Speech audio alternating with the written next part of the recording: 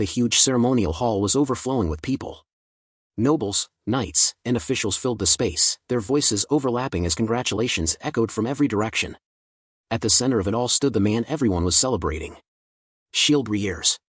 He stood stiffly, rubbing the back of his neck in embarrassment, his face slightly red. Congratulations on your engagement, Shield-sama. Truly well deserved. Thank you all for coming, Shield replied awkwardly, bowing his head again and again. Standing beside him was his fiancée, Elaine. At a single glance, it was impossible not to notice her. She was breathtaking, graceful features, flawless skin, and a presence that naturally drew the eyes of everyone in the hall. Any man would fall for her just by looking once. Elaine gently hooked her arm around Shield's. Shield-sama. He immediately turned to her, his expression softening. What is it, Elaine? He looked at her like a loyal puppy, completely unguarded. Elaine smiled gently. Nothing. I just feel like today is going to be a very fun day. That smile alone made Shield freeze. His thoughts melted away as he stared at her, utterly love-struck. Yeah. You're right, he muttered. Around them, guests whispered unconsciously. How adorable. She's so beautiful. No wonder he's completely in love. Shield opened his mouth, about to say something. Bang. A loud noise cut through the hall. Shield Rayless. The doors burst open as Kingdom Knights rushed inside, their armor clanking loudly. In moments, they surrounded the bride and groom, weapons drawn. The cheerful atmosphere collapsed. Shield blinked in confusion. What is this? He asked.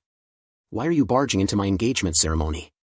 The knight commander stepped forward, his expression cold and emotionless. Shield Rayless, he said flatly. You are hereby banished from this country under suspicion of plotting a coup. The words struck Shield like lightning. What? That's impossible. I've never done anything like that. This has to be a mistake, a trap. Without another word, the commander threw a stack of documents at Shield's feet. This is no mistake. We found this evidence in your house. My house? Shield repeated, stunned. Before he could say more, Elaine spoke quietly. I'm sorry. Shield turned toward her, confused. I apologize for entering your room without permission, she said, biting her fingernail. But I was worried about what you were doing every night. When I went inside, I found those documents. Shield felt his mind go blank. He looked at her face again. And then he saw it. A smile. Sinister. Cold. Completely unfamiliar. The knight commander wore the same expression. In that moment, everything clicked. I've been framed. But why? My barrier magic has protected this country from monsters and foreign invasions, Shield said, his voice trembling. And now I'm being banished. This is ridiculous. He took a breath and asked the question he feared most. Does the king know about this? Yes, the commander replied immediately. That was enough. If even the king is involved, then there's nothing I can do. Shield turned and began walking out of the hall. Just before leaving, he stopped and asked calmly, already knowing the answer. Then, won't you at least give me severance pay? The commander laughed mockingly. Are you serious? Shield waved his hand and laughed bitterly. Ha, you're right. Guards escorted him out of the hall. The carriage passed through the city gates. Shield sat inside, staring out the window as tears streamed down his face. I can't believe it. I haven't done anything to make enemies. I never got involved in politics. It's true. I live the party life. And lately, many young ladies were courting me. But even so, none of that explained this. He grabbed his head. What a nuisance. How did this happen? Then he remembered something. When he announced his engagement to his colleagues, one woman had stared at him with open rage. I don't understand. I thought we were friends. Crying, he clenched his fists. No. I didn't do anything wrong. I lived my life with effort and dedication. As a child, others mocked him for using low-level magic. The only thing he could use was barrier magic. So he honed it. Every day. Without rest. Through persistent effort, he unknowingly became the best barrier magic user in the country. He looked back toward the capital. The massive barrier he had cast still covered the entire city. That barrier isn't permanent. Was I banished because they already have a plan for when it runs out? Sweat beaded on his forehead. Did I ever explain that to them? After a moment, he exhaled. It doesn't matter anymore. After leaving the capital, Shield reached a small town near the border. He stopped at a roadside stall and bought a few apples. That was all he could afford. When he checked his belongings, he realized how little he had brought with him, just a small pouch of coins and a single gold pocket watch. So this is everything I have left, he muttered. As he walked through the town, he began thinking about where to go next. To the south lay the city of Manant, the most prosperous city in the region. A place full of merchants, travelers, and opportunity. If he wanted to start over, that was the best option. To the north was the beast country. Shield frowned. Living in a land full of beasts doesn't sound comfortable at all. To the east was the dragon forest, dangerous, unexplored, and infamous. And if he went west, he would only return to the place he had just been cast out from. After weighing his options, he let out a quiet sigh. South it is. Before leaving town, hunger caught up to him. He entered a small tavern and ordered a simple meal. As he ate, warmth slowly spread through his body. Honestly, he thought, maybe being banished isn't so bad after all. For the first time since leaving the capital, his shoulders relaxed. But he wasn't alone. Behind him, 3 men wearing hooded cloaks sat quietly, pretending to drink. Their eyes never left him. Shield noticed them. He smirked slightly but said nothing. After finishing his meal, he stood up and bowed politely to the shopkeeper. Thank you for the food. He stepped outside, and deliberately turned into an empty alley. Footsteps followed. 3 sets. The alley ended in a dead end. Shield stopped, crossed his arms, and turned around. You've been following me for a while now, he said calmly. What do you want? The men drew their daggers. I'm sorry, one of them said coldly. But you'll die here. Shield sighed. Looks like you're not planning to talk. As 2 of them lunged forward, Shield's eyes narrowed. That stance. You're from the Night Order, aren't you? No response. Barrier magic, weapon destruction. The moment their daggers touched the invisible wall, they shattered into fragments. I specialize in barrier magic, Shield said evenly. One of the men smirked. We expected that much. But what can you do against this? The ground suddenly began to collapse. Only the space shield stood on remained intact. Gravity magic? Shield murmured. Since you activated it. Barrier magic, reflection. The pressure reversed instantly. The assassins collapsed to their knees, crushed under their own spell. I only use defensive magic, Shield explained calmly. It may not look like much, but relying solely on barrier magic is how I rose to become a royal court mage. I heard you were just a common barrier mage, one of them groaned. Shield stepped closer. Who hired you? Silence.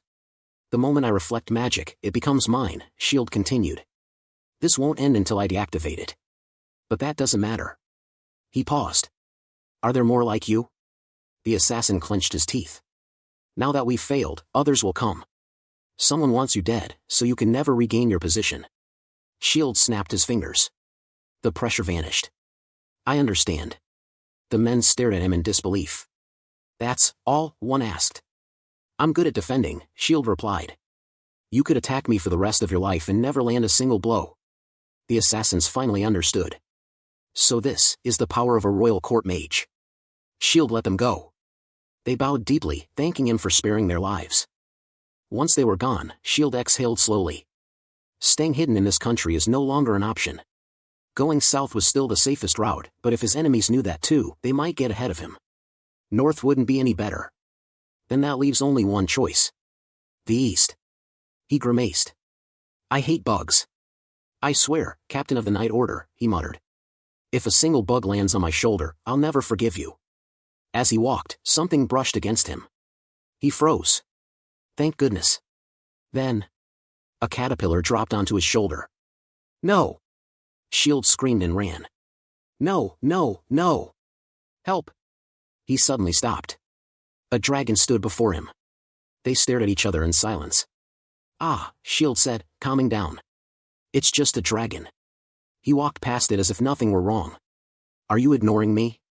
Shield stopped and looked around. Did that dragon just talk? Over here, the voice roared.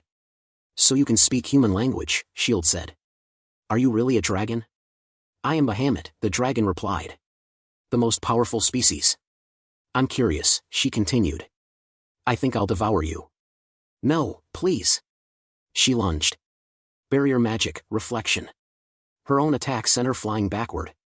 My attack was repelled? It was, Shield replied calmly. How is that possible? She soared into the sky, and came crashing down like lightning. Barrier magic, physical reflection.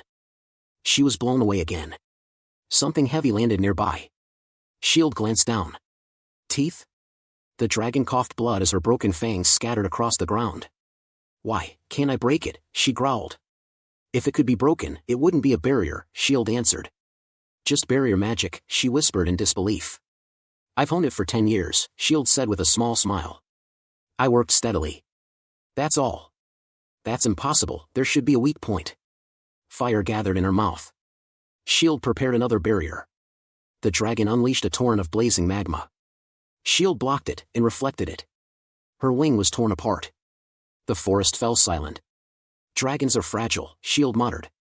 Though their own power is terrifying. He began walking through the path her attack had carved. It's more like a natural disaster than magic, he thought. No wonder even dragons can't endure it. Then, a human figure emerged from the magma. Ugh, what a mess. A beautiful horned girl sat atop the molten ground, completely naked. Who are you? Shield asked, stunned. It's me, she said. Bahamut. The dragon? Yes. Shield turned away instantly, blushing. Could you put on some clothes? Oh? Humans are like that? She snapped her fingers, a dress forming around her. You're interesting, she said. It's the first time I couldn't eat a human. I'll travel with you. She suddenly lunged again. Crack. Her teeth broke, again. You always have a barrier op? Yes. Damn it. Let's go, Shield said, walking away. Humph. I'm hungry, he added casually. The dragon scowled.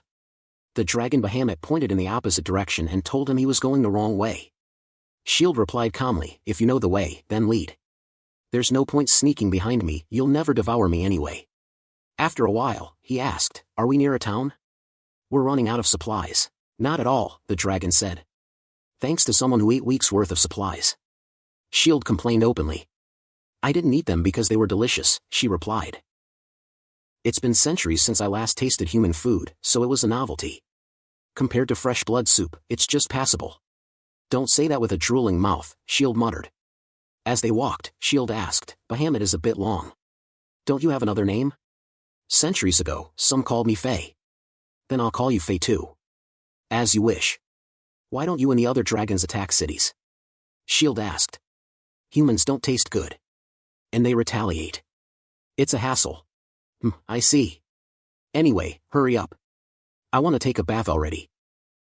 That's not the way, she snapped. Oh, I knew that.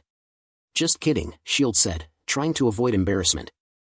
He noticed other monsters trembling in fear, hiding in the bushes as they avoided them. So this is the power of the self-proclaimed strongest dragon race. At least Faye is useful, he thought. Then he recalled how she had stared at him when he was peeing inside. She's annoying at times. When he looked back at her, she asked, what's up? No, nothing. Hey, is that a city? It's Eane. They arrived on a lively street filled with people. Shield's eyes lit up. It really is prosperous, just like the rumors. Faye didn't care. Feed me. Wait, Shield said, breathing in deeply. What a wonderful city. I'll take adventurer requests and live comfortably here. This is where I'll begin my second life. That dream shattered immediately. When monsters spotted Faye, they screamed and ran off, splashing ink all over Shield's face as he desperately tried to chase them away with a tree branch. Faye tilted her head.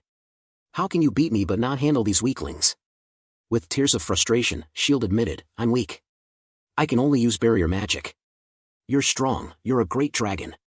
You do it. Faye crossed her arms nonchalantly. What am I supposed to do if they run away just by seeing me?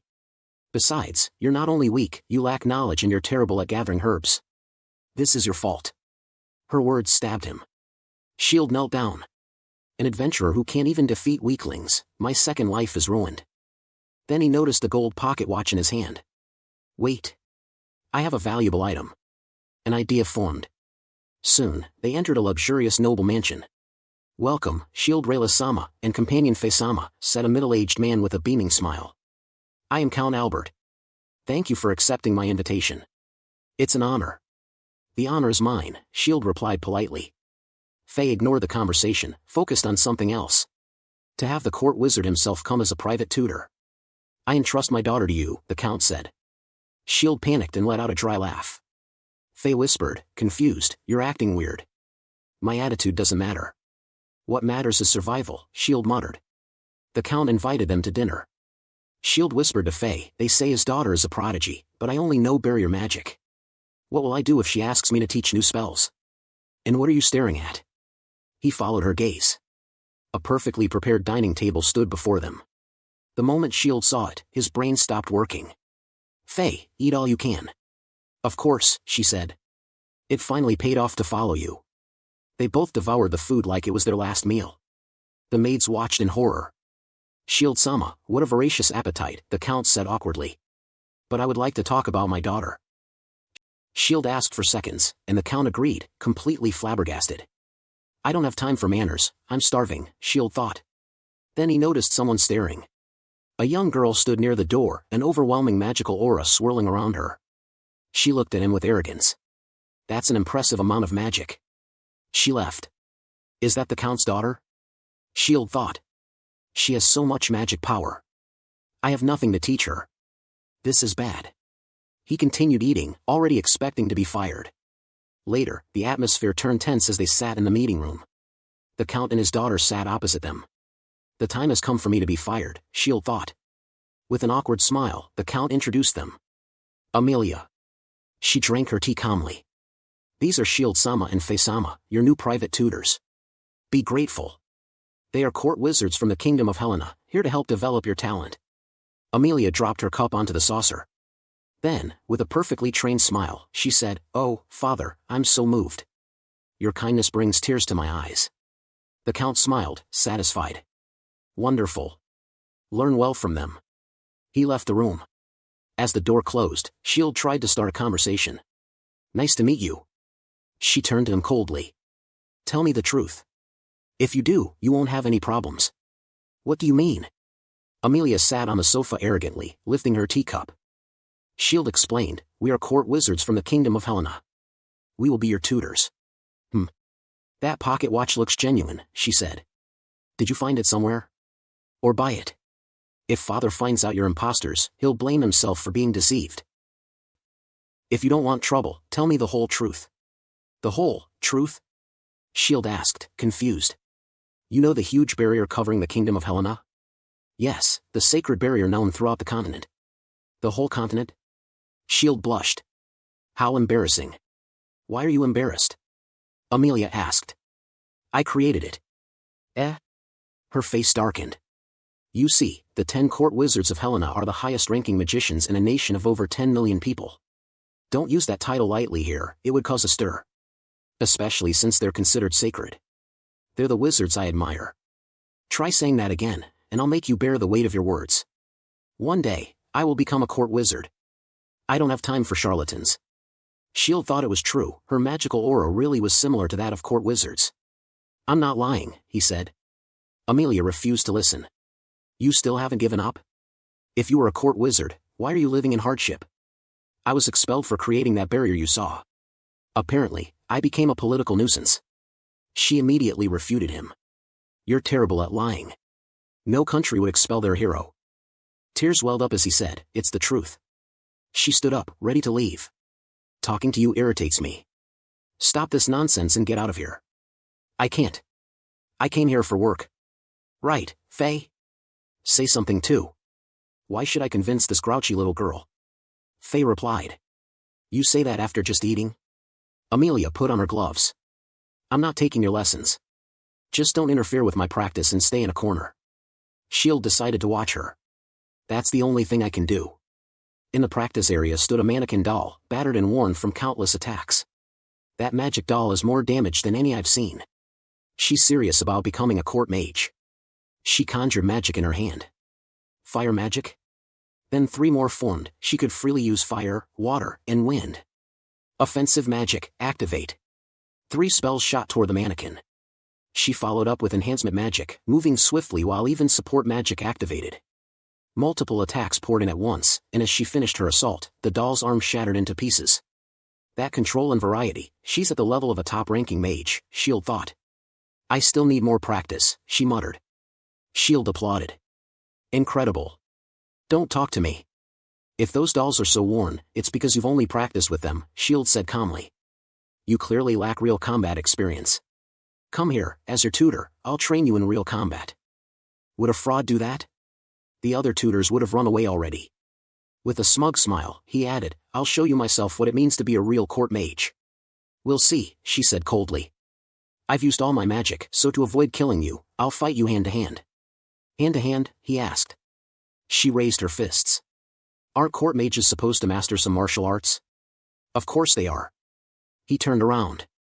Hey, Faye, can you handle the hand-to-hand combat? She lay on the grass, waving her hand dismissively. The food here is pretty good. If I do it, I might kill her and ruin everything. I hope you don't lose to that girl, all right? Okay. Amelia moved faster than he could follow. Before he realized it, she kicked toward his face, but a barrier stopped her. Her eyes widened in shock. She fell, twisting her ankle. Ah. I always keep a barrier covering my entire body, Shield thought. She's tough. Tisk, she stood up again. She aimed another strike at his face. He blocked it effortlessly. She smirked, and in the next moment, her punch shifted toward his stomach. No way. Her fist hit the barrier. She winced, clutching her hand. It hurts. Tears rolled down as she sat in pain. It doesn't matter where you hit, Shield said gently. The result is the same. She glared at him. What's with you? Do you eat iron every day? He smiled. So I win, right? If you can't beat me, they can't fire me. Fine. I'll let you stay a bit longer. If you're that tough, my spells won't kill you. The next day. Amelia is sick. Shield shouted, running through the hallway with a maid following behind. I won't believe it until I see it. This is part of the lesson too. He burst open the door. Hey, Amelia. She lay asleep on her bed, bruises visible on her hands. He touched her forehead. She has a high fever. Internal bleeding? Something's broken. I'll try to heal her, okay? The maid looked skeptical. Shield showed her his gold pocket watch, his proof. Leave it to me. I'm a court mage of Helena. Her expression relaxed. Faye entered. Do you need help? No. Leave it to me. I'm her tutor, Shield said confidently. He took a deep breath and began casting his spell. He knows healing magic too. Later, Amelia knocked on the door. Shield and Faye looked up as she entered. Let me see your face for a moment, she said awkwardly, while both of them were stuffing food into their mouths. Shield stood up. I'm glad you recovered. I heard you healed me, she said, showing her hands. To heal this well, you don't seem like a mere swindler. But you're not being sincere. I still can't easily believe you're a court mage. Well, maybe. But that's why I've decided to give you another chance. This time, we'll compete using your so-called magic. Right now? But I haven't eaten yet. They stood in the garden. The rule is simple, Amelia said. We continue until one of us surrenders. Anything goes. Great. This is a good opportunity, Shield replied. I'll make you learn through experience the knowledge I've gained. She conjured a fire arrow. You won't regret this, even if you die. A basic fire arrow? Shield said. It seems you underestimate me. Then his eyes widened. She manifested not one, but hundreds of fire arrows around her. Can you withstand consecutive attacks like these? It didn't even take her 3 seconds. I'll get a bit serious, but I won't hurt her, Shield thought, raising his barrier. The arrows launched. Barrier magic, absorption. The fire arrows dissolved as the barrier absorbed them. Her eyes widened. What kind of magic is that? If that's the case. She hurled a powerful fire spell. Shield absorbed it expressionlessly. She grit her teeth. Then take this. She conjured water and attacked. The barrier blocked it completely. That would have been dangerous if it hit, Shield thought, absorbing it with a smile. Thanks for the meal. What will you do now, Amelia? Rain began to fall. Rain? Shield shivered as the temperature dropped. It's cold. Ice magic? His feet froze in place. It can't be. A spear of ice flew toward him. Ice break. Why don't you give up, she said smugly. Shield laughed joyfully. Ha! You're amazing, Amelia. You're a real genius. You're so creative. But... His barrier formed again. He crossed his arms calmly. I'm sorry. My barrier is very versatile. The ice shattered uselessly. She stood speechless. That's cheating. What's your next move? Shield laughed. The battle continued until Amelia collapsed against the mannequin, out of breath.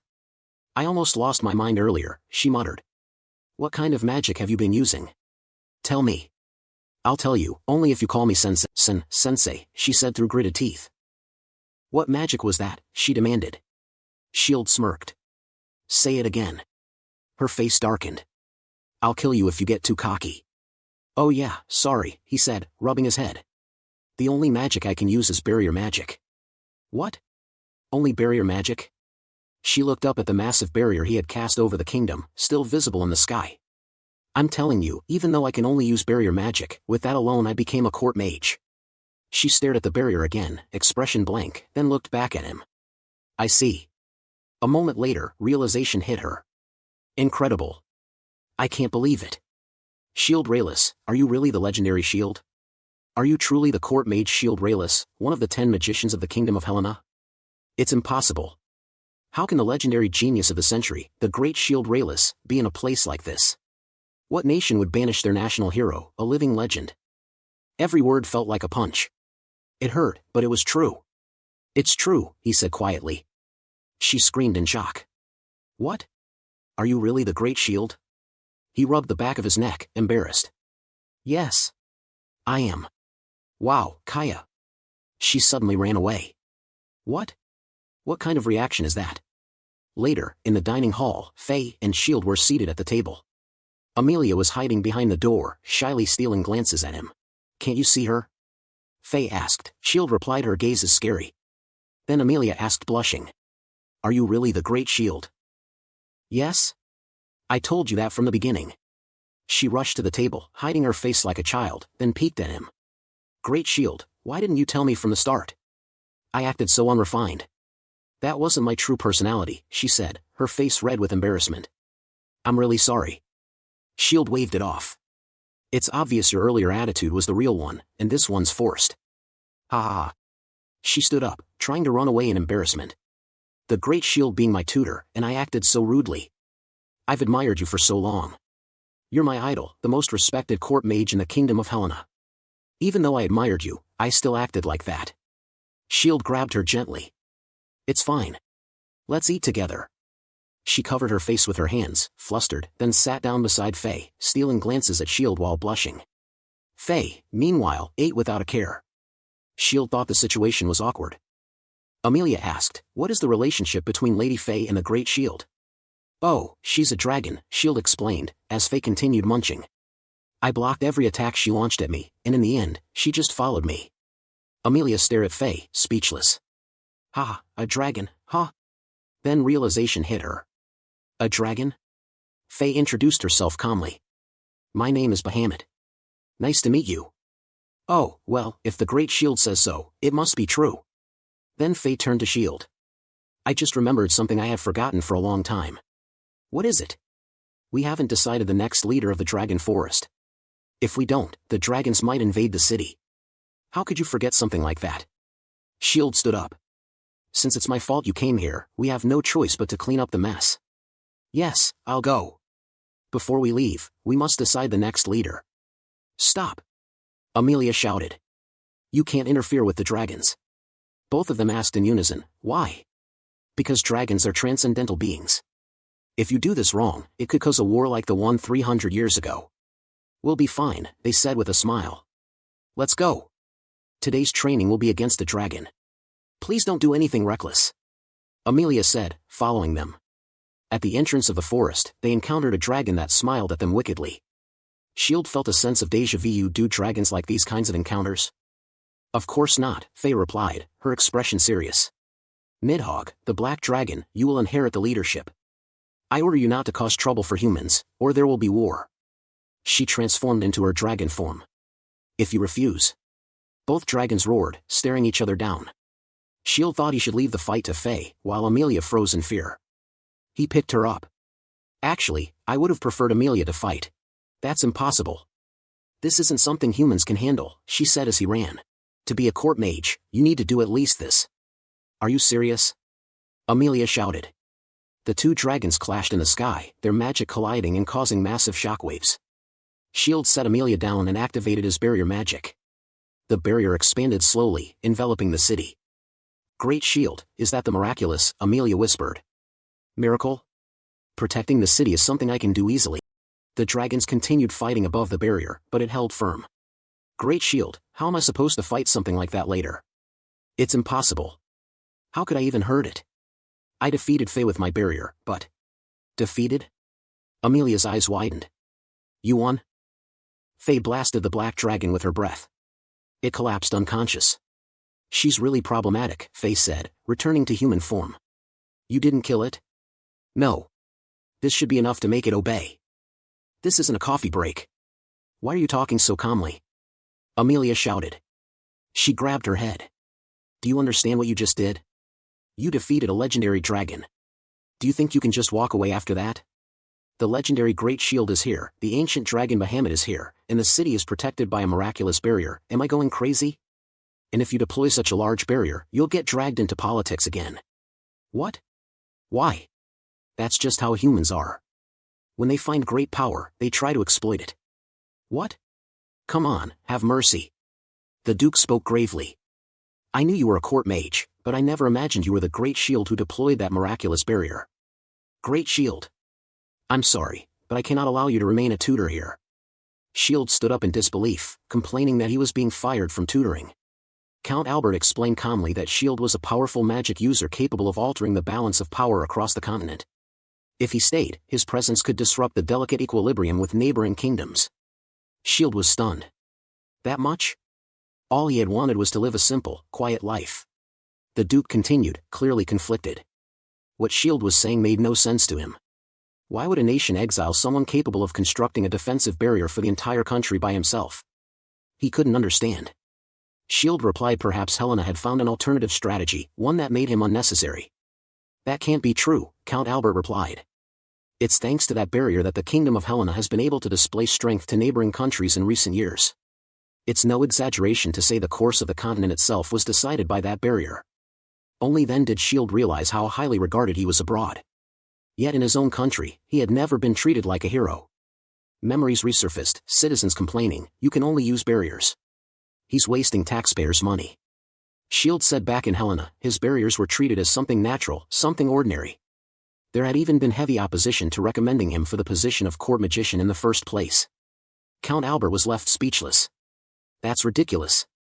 Has the great nation of Helena truly become so obtuse? He sighed and added that negotiations with the central government were already underway, but this was not something he could resolve on his own. Shield covered his face. So in the end, it's as if they're firing me despite all my efforts. It was obvious you'd get dragged into politics if you used magic on that scale, Faye said bluntly. What if you had defeated Nidhogg more stealthily? He blamed her. Don't be ridiculous, Faye snapped back. If I'd let my guard down even once, I would have been defeated. As the two bickered, Count Albert suddenly spilled his coffee. Wait, what did you just say? He stammered. I heard reports that Nidhogg and Bahamut appeared, but, did you two actually fight gods? His hands trembled as he wiped his clothes.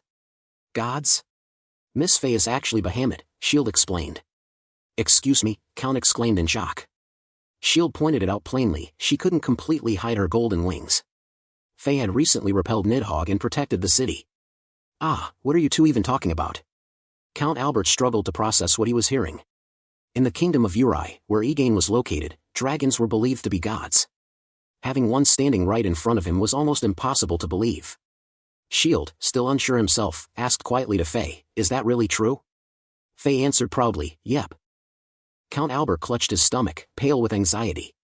Ah. I can't take this anymore. My stomach hurts. Are you all right? Shield asked.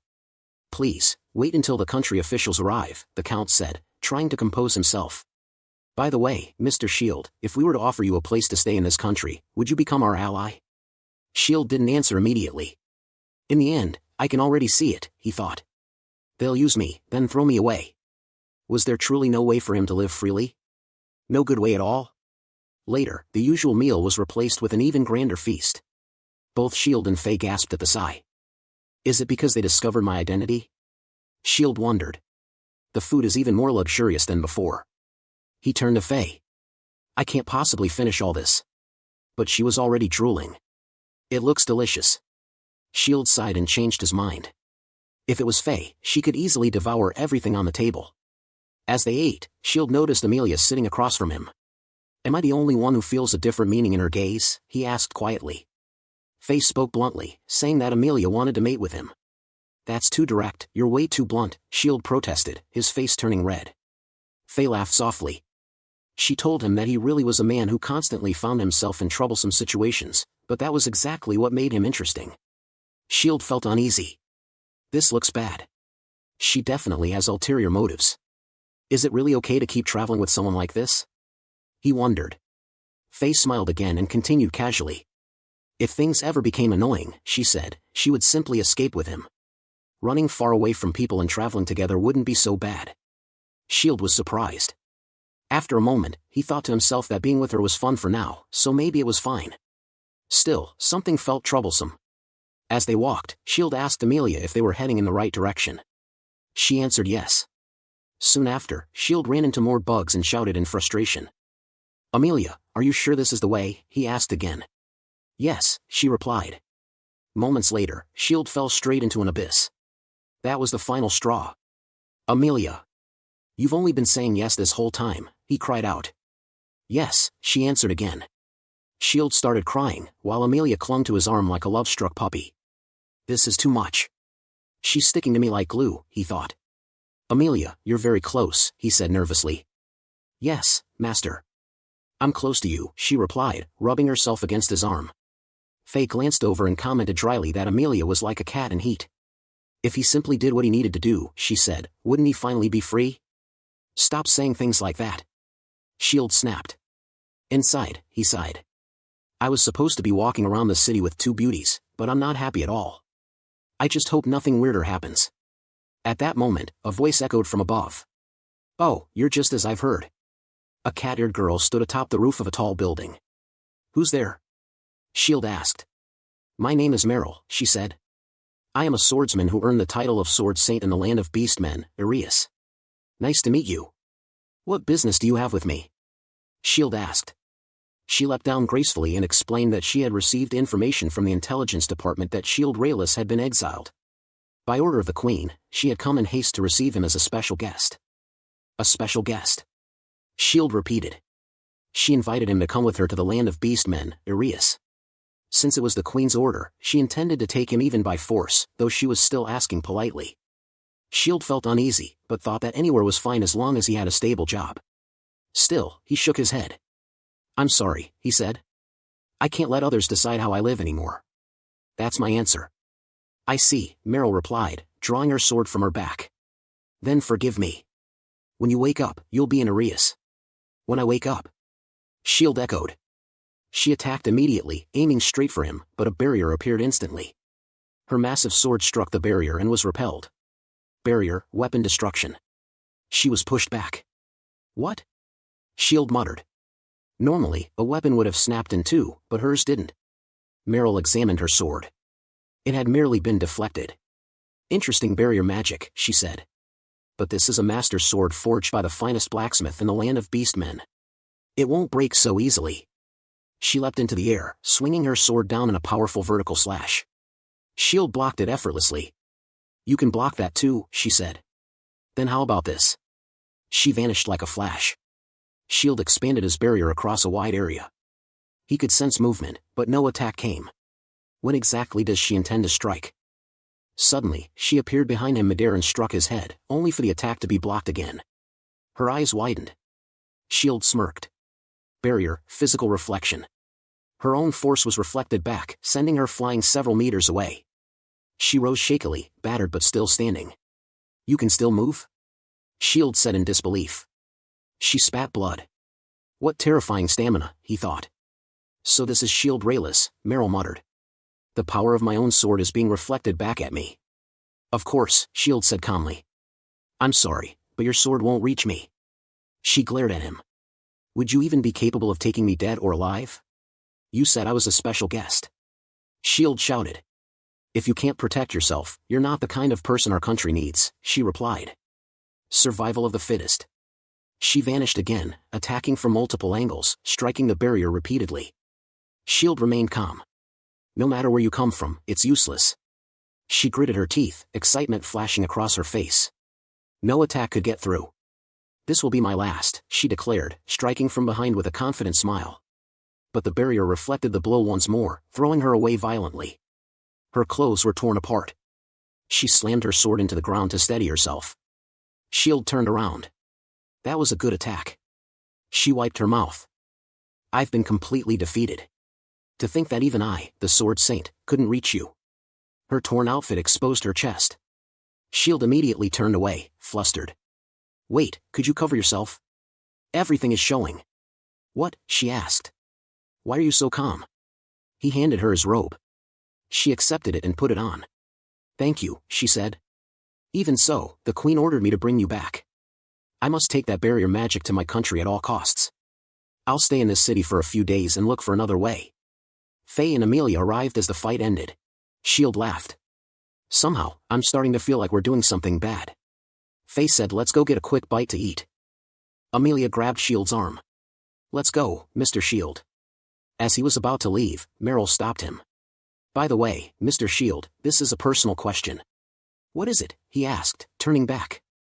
She lifted his chin and asked calmly. "Would you become my husband?" Shield froze. "Excuse me." Everyone froze at the word husband. Shield instinctively stepped back. "Husband? Marriage," he stammered. Meryl looked at him seriously. She said that her greatest dream was to marry someone her sword couldn't reach. She asked him to marry her and come to the land of beastmen, Arius. "No, no, no," Shield refused immediately.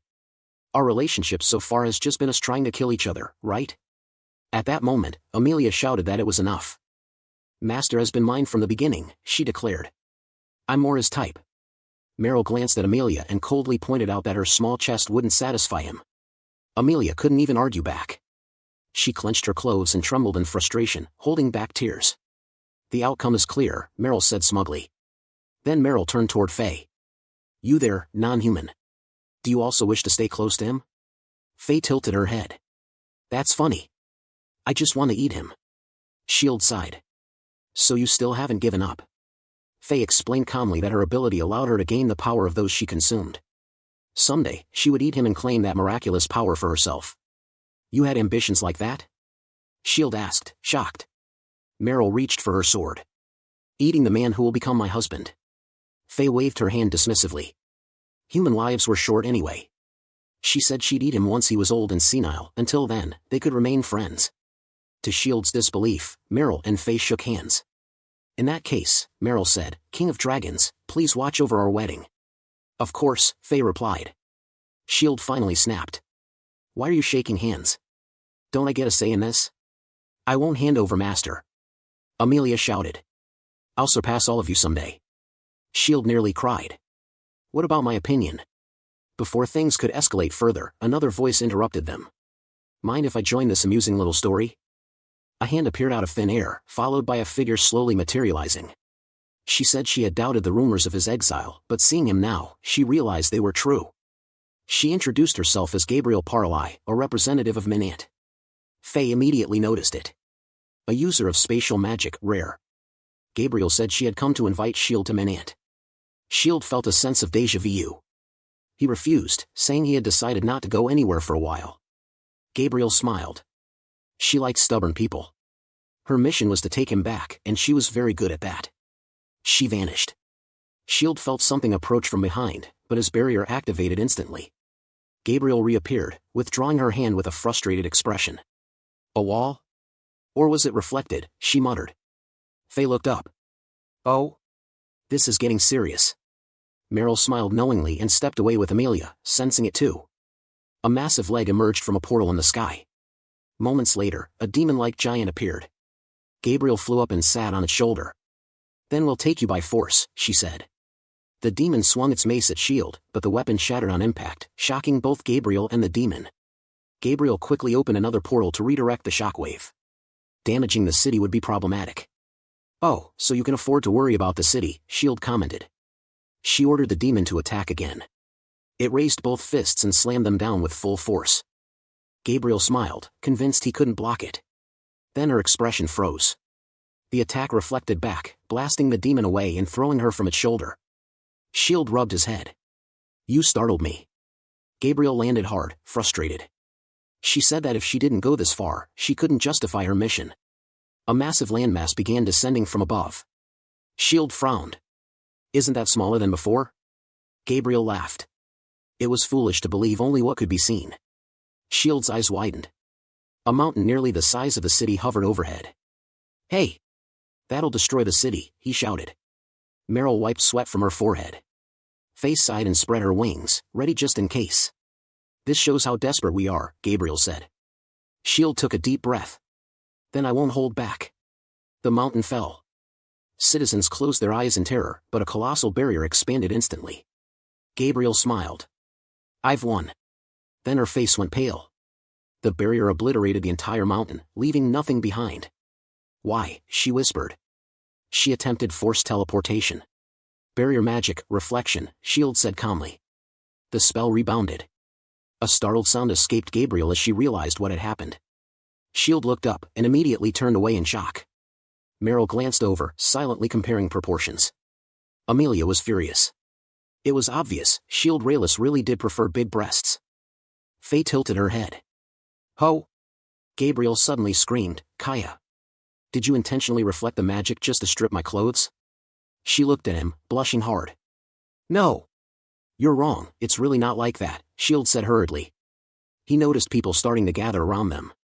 Avoiding her gaze, he took off his shirt and handed it to her. Put this on. Gabriel smirked. So you undress me first and then tell me to dress myself? I'm sorry. It was my fault. But please, put it on, he said, still refusing to look. She smiled mischievously. Then you'll have to take responsibility for this, you foo-foo. At that moment, Meryl stepped forward and declared, People of the sea, I apologize, but I've decided. He will be my husband. Gabriel scoffed. Doesn't it look like he doesn't like violent women? Huh. The two women stared each other down, stepping closer until their chests collided. I'm the better nighttime companion, Gabriel said confidently. Humph. I also have confidence at night, Meryl shot back. Then, in unison, they turned to him. Which do you prefer, Shield? Ugh. Shield frowned. Until just now, weren't you both trying to take me by force? I'm sorry, but I can't see you that way anymore. Meryl crossed her arms. Then there's no choice but to take you back and seduce you over time. I'll do the same, Gabriel agreed calmly. But master is mine. Amelia shouted, clinging to his arm. You're not listening to me. Shield yelled. Faye interrupted them. You all, listen. It seems the Margrave will soon bring high officials from each country. It would be better to speak there as representatives. The three women stared at one another. I agree, Gabriel said. What about you, beast-smelling woman? I agree as well, indecent woman, Meryl replied. Faye shrugged. I'll eat him eventually, though. Amelia tightened her grip on Shield's arm possessively. Just as Shield was about to speak again, loud shouts echoed in the distance. What? Everyone turned. Look at the forest. It can't be, Shield whispered. The barrier over the land of Helena, the one Shield himself had created, was breaking. Faye narrowed her eyes. The barrier that prevented the dragon race from passing for 3 years. Ah, faster than I expected, Shield said. Meryl laughed. Look, the barrier that served as the foundation of the arrogant kingdom of Helena is disappearing. Shield stared at it with mixed emotions. It's been so long, and it collapsed in an instant. He turned away. It's no longer my business. After some time, Count Albert spoke. Well then. I'd like to begin the meeting to discuss the future of the former court magician of Helena, Shield Rayless. Inside the meeting room sat Count Albert, Meryl, and Gabriel, each representing their respective nations, with Shield seated among them. So it's time to think about the future, Shield thought. Count Albert cleared his throat. First, the conditions of our country, Uri. We guarantee you the position of court magician for life. Your annual salary will be 10 times that of other nations. Furthermore, we will grant you the title of Count and lands. Incredible.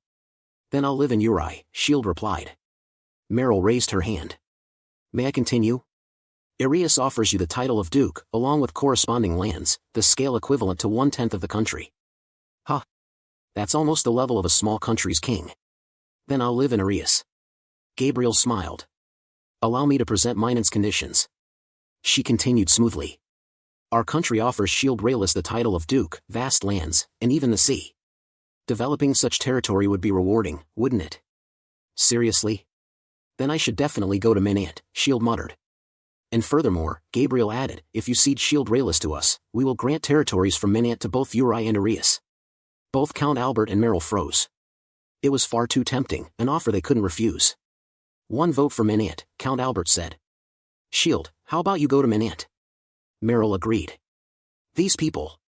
Shield shouted. Meanwhile, in the kingdom of Helena. Inside the castle, the king sat upon his throne.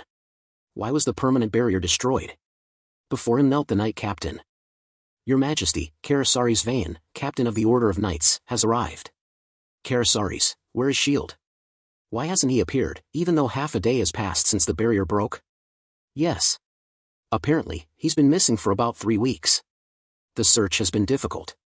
To reduce the burden on my subordinates, please allow me to take charge of the entire search for Shield Rayless. Very well. Only someone like you would volunteer during this crisis. I appreciate it. If anything happens, I will inform your Majesty. As Carasares knelt, the king pondered in confusion. Why did Elaine hide this from me? Why is she so calm when her future husband has disappeared? I'll investigate that as well. I'm counting on you. I wish to rest already. Dismissed. Yes, your Majesty. In Carasares' office lay documents detailing Shield's history. He slammed his desk. Damn it. Elaine, why did you propose such a foolish plan? Elaine responded coldly, it's too late for that. Who would have thought the absolute barrier would collapse? You're an accomplice too, she snapped. Don't evade responsibility. That was because you promised to appoint me Prime Minister for life once you became Queen. Do you think you can pin everything on me? He yelled. She turned away crying. I just wanted to be with my beloved prince. Carasares sighed. Damn it, fine. Hide the truth at all costs. Silence those who witnessed the broken engagement, with money. Understood. I'm in charge of finding that man. Once I capture him, I'll torture him if necessary to force him to restore the barrier. As long as the barrier returns, we'll be fine. Elaine left the room. Yes. Carasares clenched his fists, trembling with rage. If it's that guy then. Gabriel was quietly satisfied. Both Count Albert and Merrill had ultimately succumbed to her tempting offer. Shield Rayless, however, was still flustered by how the negotiations had unfolded. After taking a moment to calm himself, he finally spoke. It's true that I'm grateful for what Minant offered, but I'm not going anywhere. I'll find a high-paying job with as few strings attached as possible. Count Albert and Merrill exchanged confused looks. Gabriel shook her head. I don't think such a position exists. In fact, you'll likely be pursued by nations that want the power of your barrier. True. Maybe there really isn't an easy place left for me in this world anymore, Shield said with a dry laugh. Gabriel smiled. Then why don't we do this? She continued, I'll grant you the land of Myre, east of Minant. I already told you I refuse that, Shield replied. No, that's not what I mean, she said. Please make Myre an autonomous territory under you, Shield-sama. Autonomous territory. That's almost like becoming a king. Yes. It would essentially be independent from Minant. In exchange, could you place a barrier over the cities near the Dragon Forest? Merrill nodded immediately. Protection against dragons would benefit all nations. Count Albert agreed as well. That way, the other countries would feel at ease. Your power is too great to belong to a single nation. Even a barrier in those cities would strengthen continental defenses enormously. Merrill smiled approvingly. It seems you not only have an impressive bust, but also a sharp mind. Oh, thanks, beautiful swordswoman, Gabriel replied casually.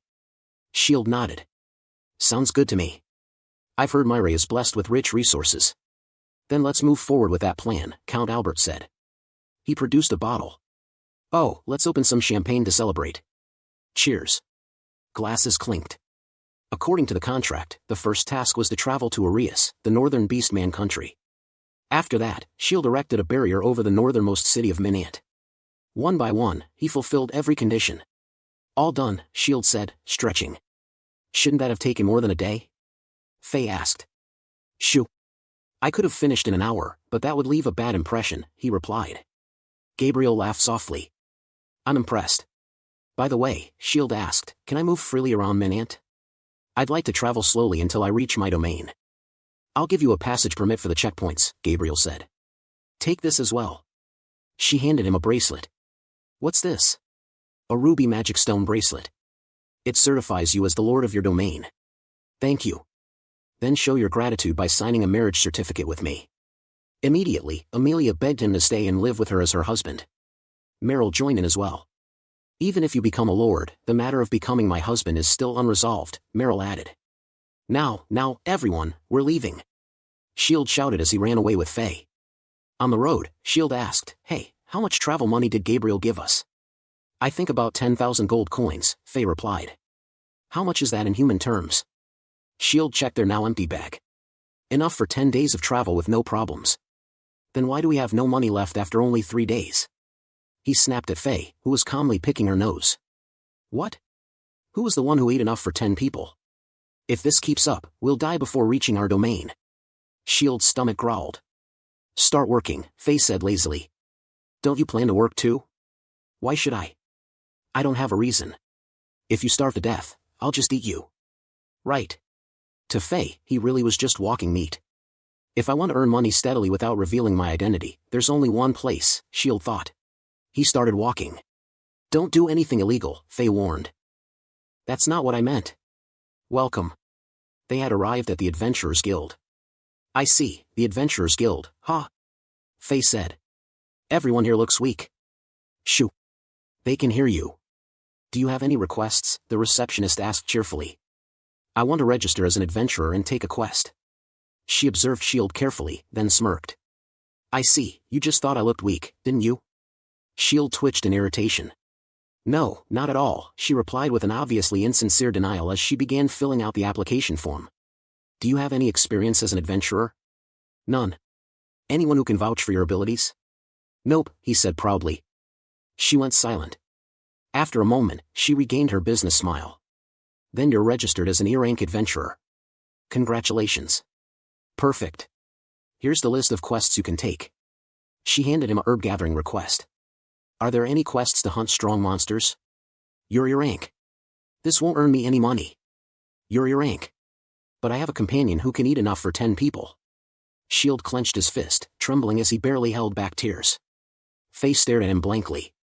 What's all the ruckus? A voice asked. Need some help? A man stepped forward.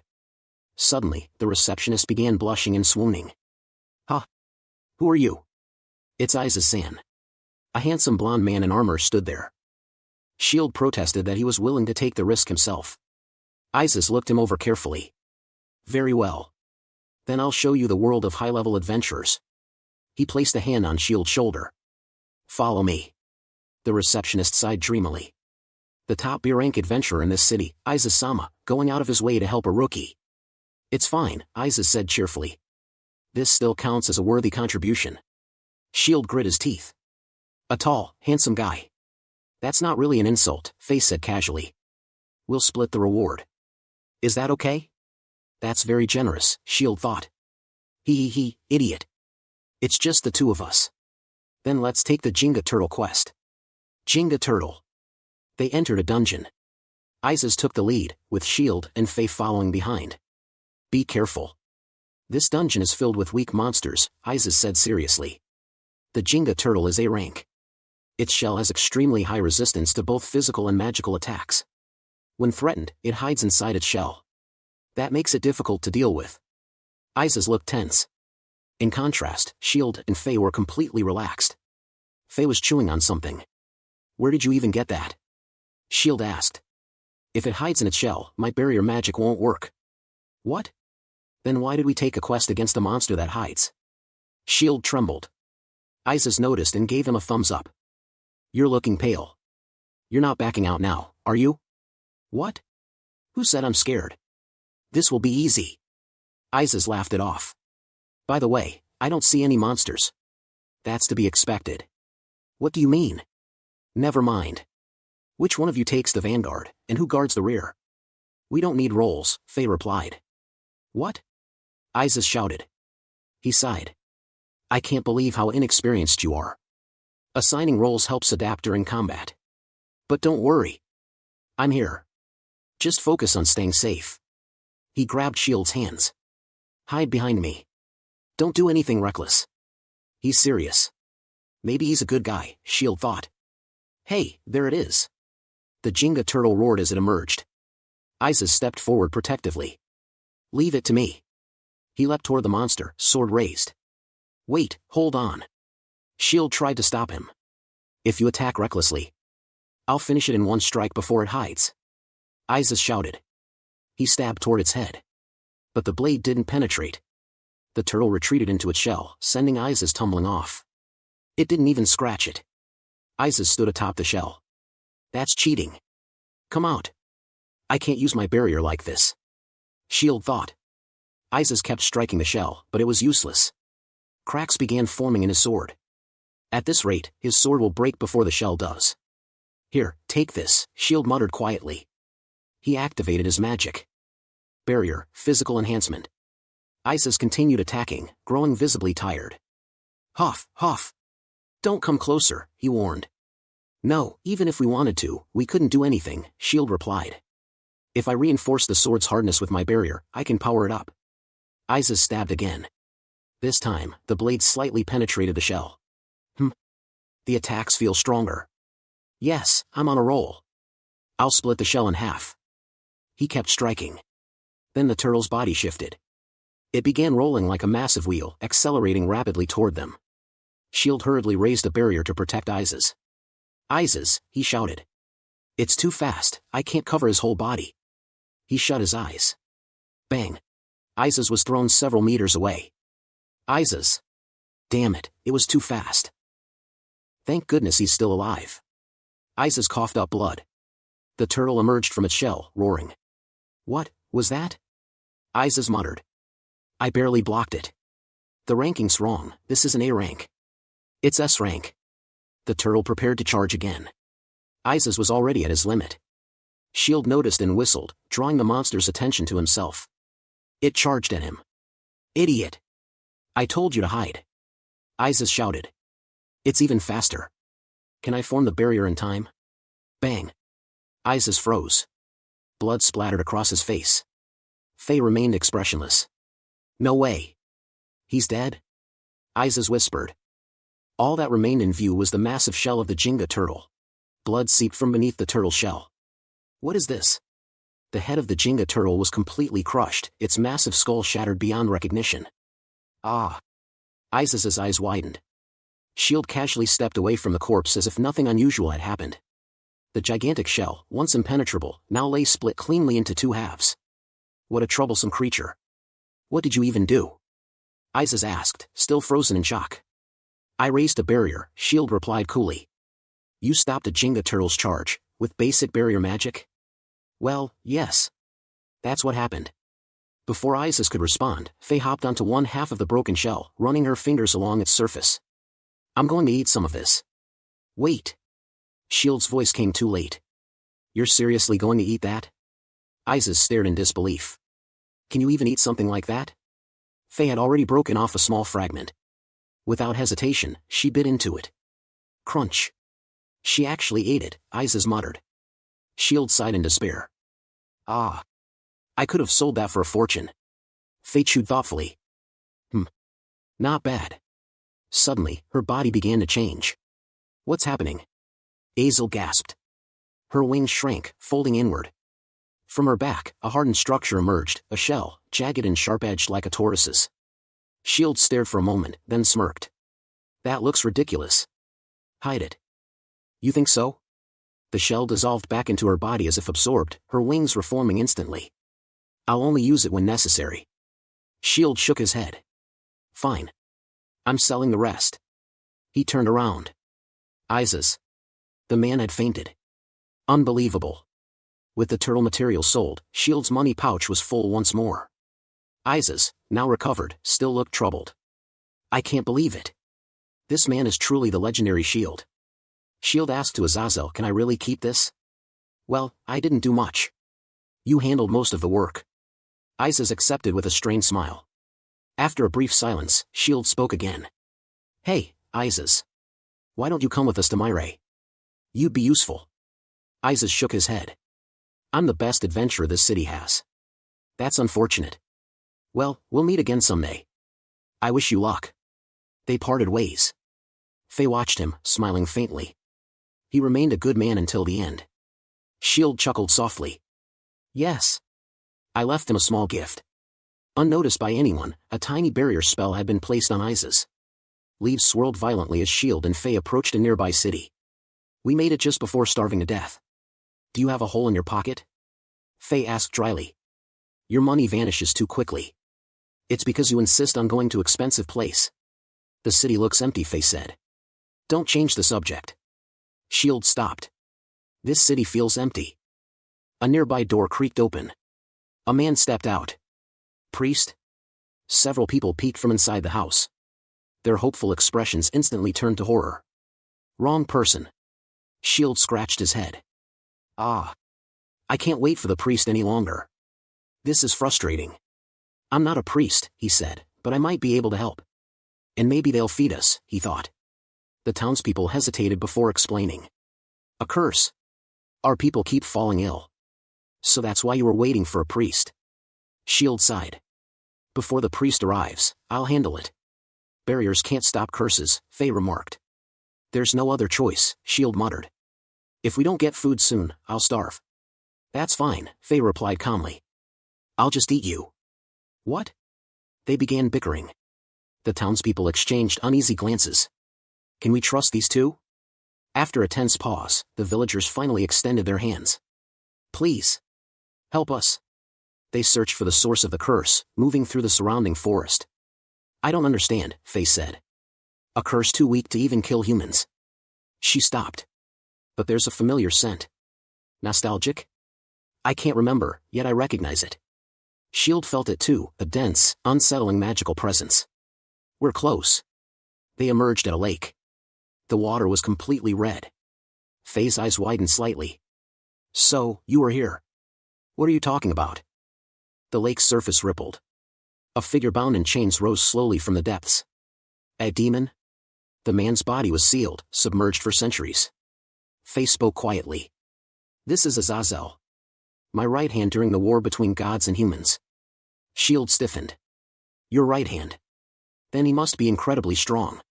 Release the seal. Wait, what? Too late.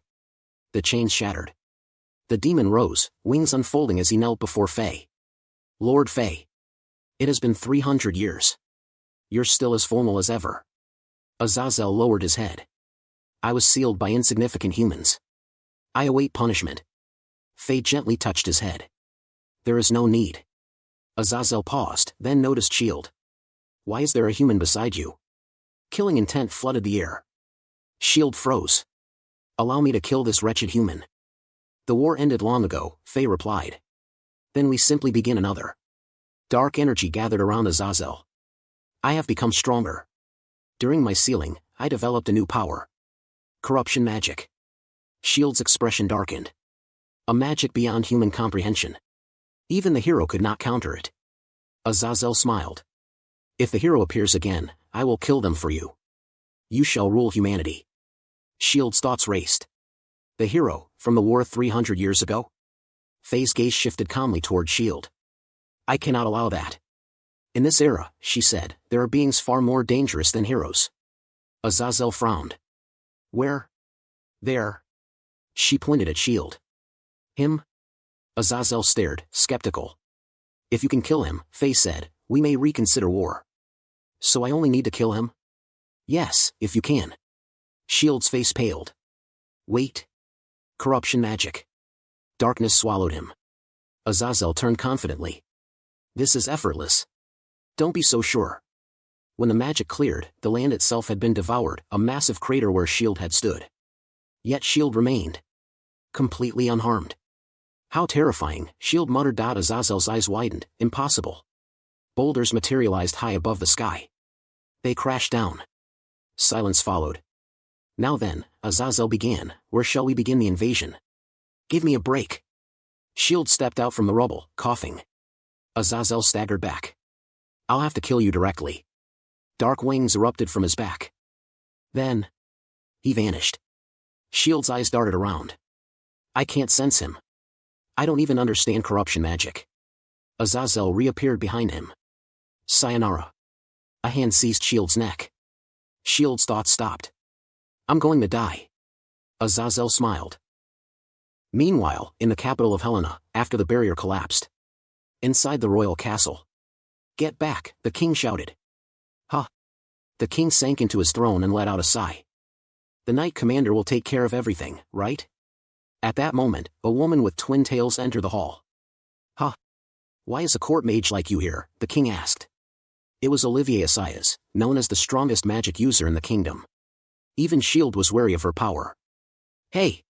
I don't recall granting you an audience, the king snapped. Why are you standing there in silence? Olivier spoke calmly. Why don't you try investigating the reason S.H.I.E.L.D. disappeared? Why are you using force to search for him? If we find him, we'll understand the reason. You have no intention of investigating? She stepped closer to the throne. Ah, that's what you're trying to say, the king muttered. I'm tired. Get back. Can't you hear me? Olivier placed a hand on the throne and leaned forward. The king trembled. Even for me, she said coldly. Someone considered the best magician in this country. S.H.I.E.L.D. is an unusual talent. What are you talking about? The king demanded. Since the person in question said nothing, I didn't interfere for the past 3 years, she replied. But I believe the evaluation of his work was unfair.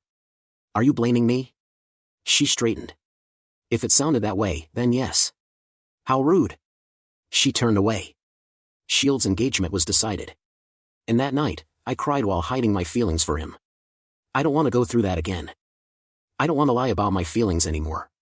What have you been talking about all this time? The king looked confused. Olivier dropped a gold watch onto the floor, the badge of a court mage. I'm saying I don't want to sink with a ship that already has a leak. I'm stepping down as a court mage. And I'm going to see S.H.I.E.L.D. What? Do you even know where he is? I would have reached the truth immediately if I had investigated, she replied. Why don't you also look into the foolish actions of your subordinates? Then, farewell. What? What do you mean? The king shouted in confusion. Olivier traveled to Minant. She approached a shopkeeper. May I have a moment? Yes? S.H.I.E.L.D. should be in this area, she said, showing a portrait. S.H.I.E.L.D., the shopkeeper murmured. I feel like I've heard that name. From a distance, someone reacted. Did you say S.H.I.E.L.D.? It was Amelia. Amelia, wait. Count Albert followed behind her. Olivier showed her the portrait. He's a handsome man with a face like this. But, Amelia said, staring at it. The portrait showed S.H.I.E.L.D. like a muscular supermodel. Oh my, this looks completely different from his real face. She blushed. Which artist drew this? They're god level. Olivier smirked. Right? If it's S.H.I.E.L.D. he probably headed north first. Before she could finish. Understood. Amelia stuffed the portrait into her robe. Hey! Listen until people finish talking. Chasing after my future husband, Kaya. I said it. She ran off. Ha! Who was that woman? Olivier muttered. Teleportation, Count Albert said. She's quite powerful. Olivier went north to the Beast Kingdom and met Meryl, showing him the portrait. No results. She then went to the Uri Kingdom and met Gabriel. But it was the same outcome. She broke down in tears. S.H.I.E.L.D., where are you? Exhausted, she wandered through a forest. Nearby, inside a dungeon. Isaz, an adventurer whom S.H.I.E.L.D. had once saved, was fighting an A-class monster. I guess A-class monsters are still too much for me. So this is how the life S.H.I.E.L.D. Cohen saved ends. The monster attacked. He blocked desperately with his shield. Ugh! Suddenly. The monster was cut cleanly in half. Olivier stood there. Thank you, Isaz said in relief.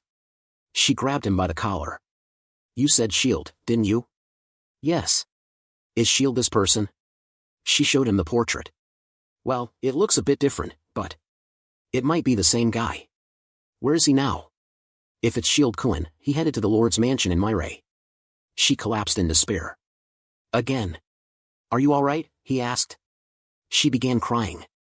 I've been to Egas, Uri, and Minant. All of it was a failure. Her stomach growled loudly. He said awkwardly. How about we grab a bite? It's on me. Okay, she replied, still crying. Is there anything you'd like? S.H.I.E.L.D. No, I meant food. They headed toward town. Olivier's encounter with S.H.I.E.L.D. is still far ahead. Her journey will continue for a while. S.H.I.E.L.D. activated his barrier magic, Reflection. Azazel's expression hardened. What? In the next instant, his arm was sliced open as he leapt back from S.H.I.E.L.D. Blood sprayed through the air. It looks like a simple barrier spell, Azazel muttered, glaring at the wound. But what is this? Didn't I tell you earlier? Faye said calmly. His barrier is terrifyingly strong. It repels all magic. In that case. Azazel leapt forward again. Analysis won't change anything, Shield said, brushing aside the attack. Before Shield could react, Azazel appeared behind him. I'll kill him before he even notices, Azazel thought. Decoy magic. As he reached out, a barrier instantly formed. The magic reflected again. Blood splattered as Azazel recoiled. You should take better care of yourself, Shield remarked coolly. That's enough, Faye said. Lord Faye? Azazel looked unconvinced. A wound like that will heal in a week, he argued. Your arm and wings will regenerate within that time. Isn't that more impressive than his barrier? Shield stared at him in amazement. Have all humans learned magic like this? Azazel asked. As far as I know, Faye replied, only this one. Azazel sighed. I understand your intentions, Lord Faye. So the battle begins after his death, he said. In 10 years?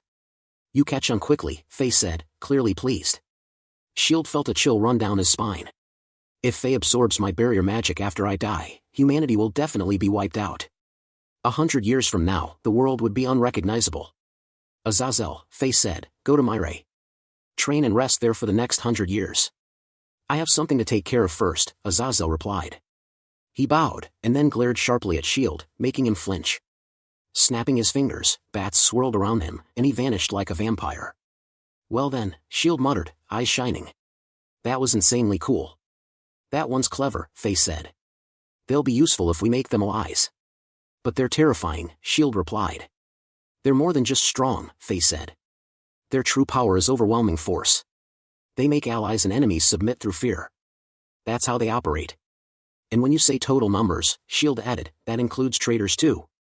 Once demons pledge loyalty, they never betray, Faye said. Besides, you're confident in your barrier, aren't you? Yeah. That's true. Then I'll go report this and collect our reward, Faye said, starting to walk. Hey, slow down, Shield said. Isn't that Myre ahead? It's a miracle we even made it this far, Shield muttered. I was questioned endlessly about Azazel, they demanded proof. But it all worked out, Faye said. We can almost see the city. Yeah, and it's a miracle we're still alive. Walk faster, Faye said. I'm hungry. Seriously, you're... Shield stopped. Ahead of them lay a beautiful city. That's... Myre. A small port town spread out before them. It's bigger than I imagined, Shield said. Is all of this really mine? They soon arrived at a grand mansion. Shield approached a soldier guarding the gate. I heard showing this would let us through. He held up the bracelet. This is... Yes, Shield said. I'm the new lord. Shield Rayless. He grinned to himself. Was I cool just now? Not at all, Faye said. My lord, the soldier said, bowing. We have been awaiting your arrival. Please come in. No golden carriage waiting for us at the gate? Shield muttered. Who knows, Faye replied. The gates creaked open. As they entered, Shield noticed something immediately. The workers and maids inside the mansion stared at them coldly. Hostility filled the air. It's the new lord, a servant whispered. This way, please, another said. Someone is waiting for you. They were led into a room. We're not very welcome, Faye observed. Yeah. I can feel it, Shield replied. If they reject us, we'll eliminate them, Faye said flatly. That's reassuring, Shield said. He looked around. So who exactly are we waiting for? The door opened. An elderly man entered, leaning on a long cane, accompanied by two large men. Welcome, representatives of the Helena country, the old man said with a sinister smile. I am Van Gogh. I've heard everything from Lord Gabriel, he continued. Since the previous lord's time, I've managed this domain. He glanced at Shield with thinly veiled mockery. I hear the new lord is of common birth. It would benefit us both, Van Gogh said, pointing his cane, if you continued living freely as before. Should I report this to Gabriel? Faye asked quietly. No, Shield replied. I'll reclaim real power myself. So you want me to be a figurehead lord while you retain control? Shield asked. Interpret it however you wish, Van Gogh said. The two bulky men stepped forward, cracking their knuckles. This may take some time, Shield said calmly. Suddenly. Crash. The door exploded inward. Azazel stormed in with his subordinates. Van Gogh froze in shock. Lord Fey, Azazel said, kneeling. I have released our sealed comrades. Please allow us to serve under Shield Rayless for 10 years. Very well. Who dares show such insolence? Van Gogh shouted, trembling. Kill them, he ordered. Before the guards could react, their bodies were sliced cleanly in half. Blood spilled across the floor. You're in my way, Azazel said coldly. The remaining man collapsed, pale with fear, unable to move. Do something. Van Gogh screamed. The man wet himself and knelt. A woman stepped forward, a magic sword floating beside her. Lord Azazel, she said. Shall I eliminate the unclean ones? Yes, Beluga. She stepped on the man's thigh. Remember this, she said calmly. Leaving loose ends causes trouble later. The sword flashed. His body fell apart in 2 pieces. Van Gogh watched in horror. You dare, he shouted. Shut up, Azazel said. Van Gogh was torn apart instantly, his body dissolving into nothing. Wait. Shield shouted. This will turn into rule by terror. Azazel knelt immediately. My lord. Demons are sensitive to killing intent. There is no place for those who do not know their position. I understand, Shield said slowly. Beluga, Azazel asked, what about the other hostile insects? They've already been dealt with. Bring the rest in. A few workers were dragged forward and forced to kneel. Only 5 people bore no ill will toward you, Shield-sama, Beluga reported. Only 5? Shield asked. You mean? 2 gate guards, 1 cook, 1 newly hired maid, and 1 girl. Shield cleared his throat. Ahem, continue working as before. I'll double your wages. And what happened today stays secret. Their faces lit up. Thank you, my lord. We won't tell anyone. Shield smiled in satisfaction. Then he noticed the girl. She was glaring at him intensely. That girl, Shield murmured. She doesn't look like a servant. The child, no more than 10 years old, stood silently, eyes filled with hostility. Who is she? The girl continued staring at Shield, her fists clenched tightly. Her hands were trembling. Shield noticed immediately. It seemed she was the hidden child of the former lord, someone Van Gogh had secretly imprisoned. Untie me, she shouted. Beluga stepped forward and removed the restraints. The moment the chains fell, it became obvious, her wrists and ankles were covered in wounds. Clear signs of torture. Hey, what's with those injuries? Shield asked gently. Are you hurt anywhere else? Beluga moved to examine her and began removing the girl's clothes. Stop. Let me go, the girl screamed. Her back was exposed. It was covered in scars, deep, overlapping marks from repeated whippings and torture. What kind of monster would do this to a child? Shield muttered. Don't look, the girl yelled, her voice breaking. Haven't I been humiliated enough? If I'm just going to be locked up and suffer again.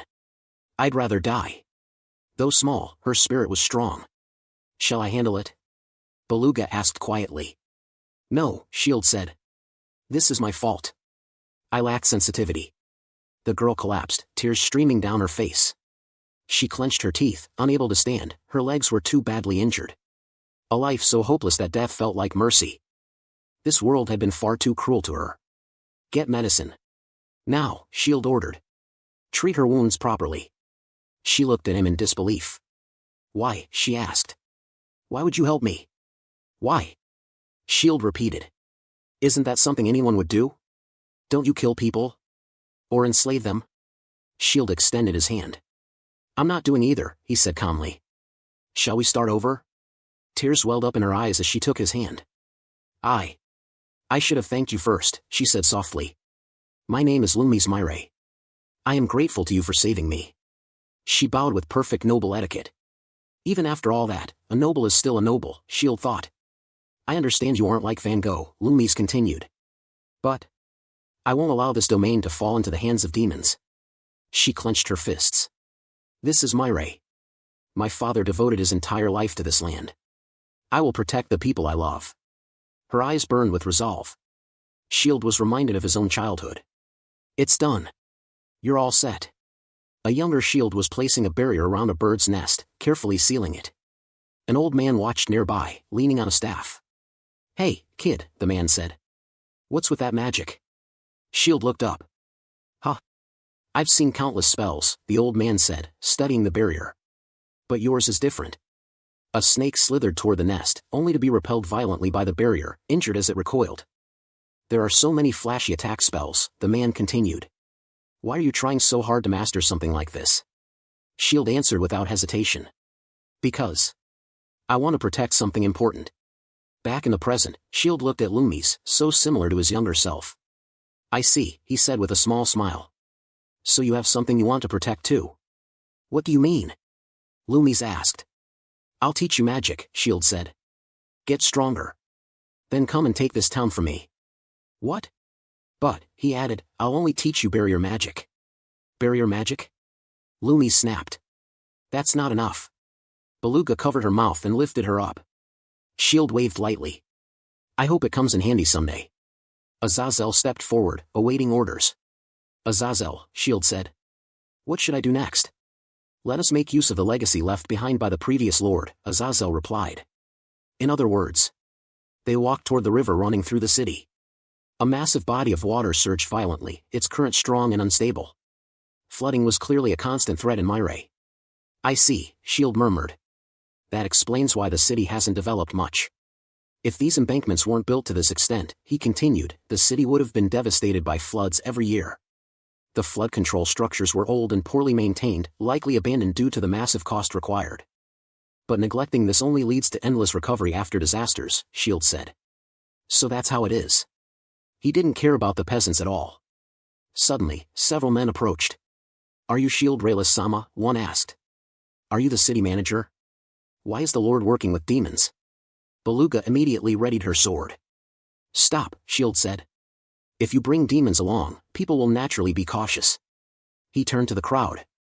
Everyone, please step back. I didn't mean to sound hostile, one man said nervously. You dare lie so openly? Beluga snapped. She drew her blade. Shield stopped her. We didn't come here to fight. We're here to carry out flood control work. The man clenched his teeth. Flood control? He thought. If they fix this, we won't be able to collect excessive taxes under that excuse anymore. Hey, he shouted to the others. You don't believe that lie, do you? Even without this so-called project. He turned. And his head fell to the ground. Big brother? The others froze, faces drained of color. The men drew their swords, tears streaming down their faces as they rushed toward Beluga. You scoundrel! How dare you touch my brother? In an instant, their blades shattered into fragments. Their bodies were split cleanly in half. Beluga's voice echoed coldly. Anyone else who has something to say, step forward. Shield watched in silence. No matter how many times I see it, he thought, that power is terrifying. I would never want to face it as an enemy. The remaining villagers froze, fear spreading across their faces. Don't even think about ruling through fear, Shield said firmly. That's not what I want. Huh. Sometimes, Shield continued, it's better to show than to tell. What do you mean by show? Someone asked. Shield raised his hand. A massive barrier spell unfolded, shocking everyone. The transparent barrier expanded outward, covering the entire river. The village elders gasped in disbelief. This will last for 3 years, Shield said calmly. But it's just a transparent barrier, someone whispered. It looks thin. Shoo. You'll lose your head. Shield laughed. It's fine. Why don't you test it? Test it? And so, a contest was announced. Everyone ready, the host shouted. Let us begin the Lord's Barrier Magic Destruction Tournament. The rules were simple. The barrier had been created by the Lord himself. The winner would be whoever dealt the most damage to it. The prize. A specially crafted equipment set. Enchanted with the Lord's barrier magic. Enlistment into the regular army. And generous benefits. They're making such a big deal over barrier magic, someone scoffed. No, another replied quietly. This isn't just any barrier. It's the same one that protected the entire country of Helena. That's impossible. It has to be fake. Everyone, quiet, the host called. You have 10 minutes. Attack with everything you've got. Begin. Even the most renowned adventurers in the city stepped forward. A massive explosion slammed into the barrier. Villagers instinctively braced themselves. This'll be easy, a woman said confidently. Shield smiled. Let's see. The smoke cleared. The barrier stood, completely untouched. No way. The crowd erupted. There's still time. Keep going. They attacked relentlessly, pouring everything they had into it. 5 seconds remaining. 5. 4. 3. 2. 1. It's over. The host blew his whistle. The challengers collapsed to their knees, exhausted. The barrier remained flawless, beautiful, unchanged. So there's no winner? Your lordship, the host said, please give the final judgment. Shield stepped forward and placed his hand on the barrier, focusing.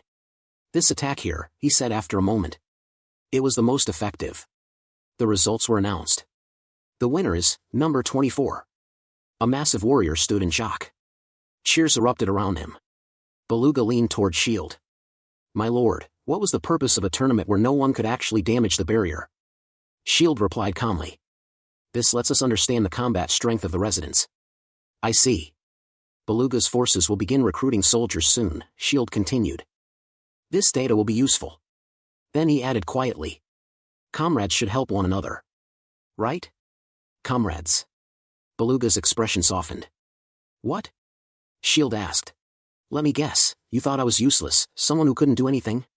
Now I have changed your mind, he playfully asked her. She didn't deny it. Shield teared up dramatically. I knew it. I hit the nail on the head. What kind of image am I giving off? Well, Beluga added, looking away. Maybe you weren't completely wrong about if you had changed my mind. Did you say something? It's nothing. Azazel flew down. Shield noticed him and asked what is it? There are guests at the mansion. Guests? Shield frowned. Let me guess. Gabriel? No, Azazel whispered something into his ear. Shield clicked his tongue. Titch, what a hassle. The maids greeted him as Shield walked past, his expression tense. Welcome back, my lord. Have you identified the visitor? He asked. I heard it's someone strong, one maid replied. So it's probably Olivier, the strongest court mage. Olivier. Shield thought. I need to prepare myself. What kind of expression will she make when we meet? As he entered the room, a cup of coffee was gently set down on the table. So, a voice said, it really is you. Shield froze. Olivier? But sitting there was not the elegant mage he expected. Instead, an ugly, fat, bald man lounged in the chair. Unfortunately, the man said smugly, it's Lord Gamig. Shield's eyes widened. What? Why are you here? Faye tilted her head. I thought it'd be a cute girl. Turns out it's just a baldy. Why, you ask? Gamig sneered. I'd like to know that myself. Wouldn't someone as magnificent as me, a court mage, normally not bother coming here? He leaned forward. I'm here to take back a little bug like you. Take me back? Yeah. It's an order from that politically savvy knight commander. Shield's eyes narrowed. You banished me, and now you want me back? Who knows? Gamig shrugged. Personally, I don't care whether Helena has a barrier or not. But the higher-ups think they need it.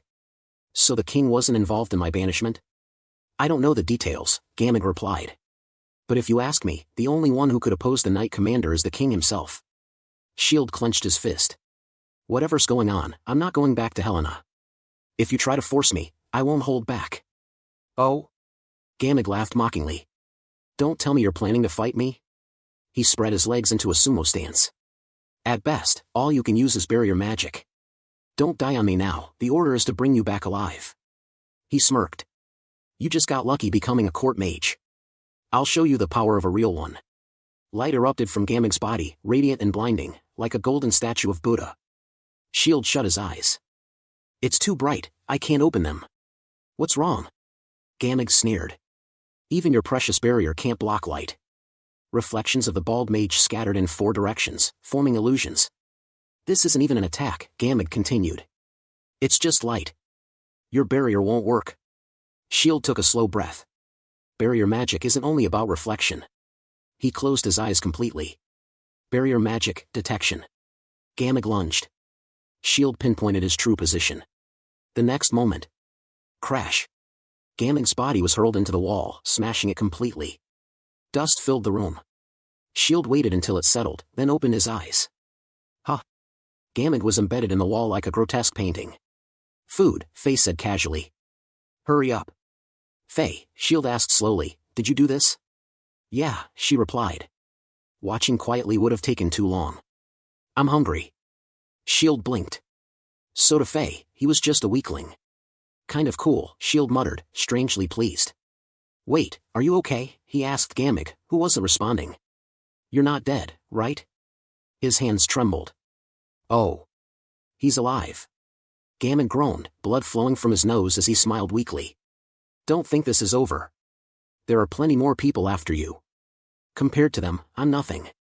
Shield clicked his tongue. So Olivier might come after all.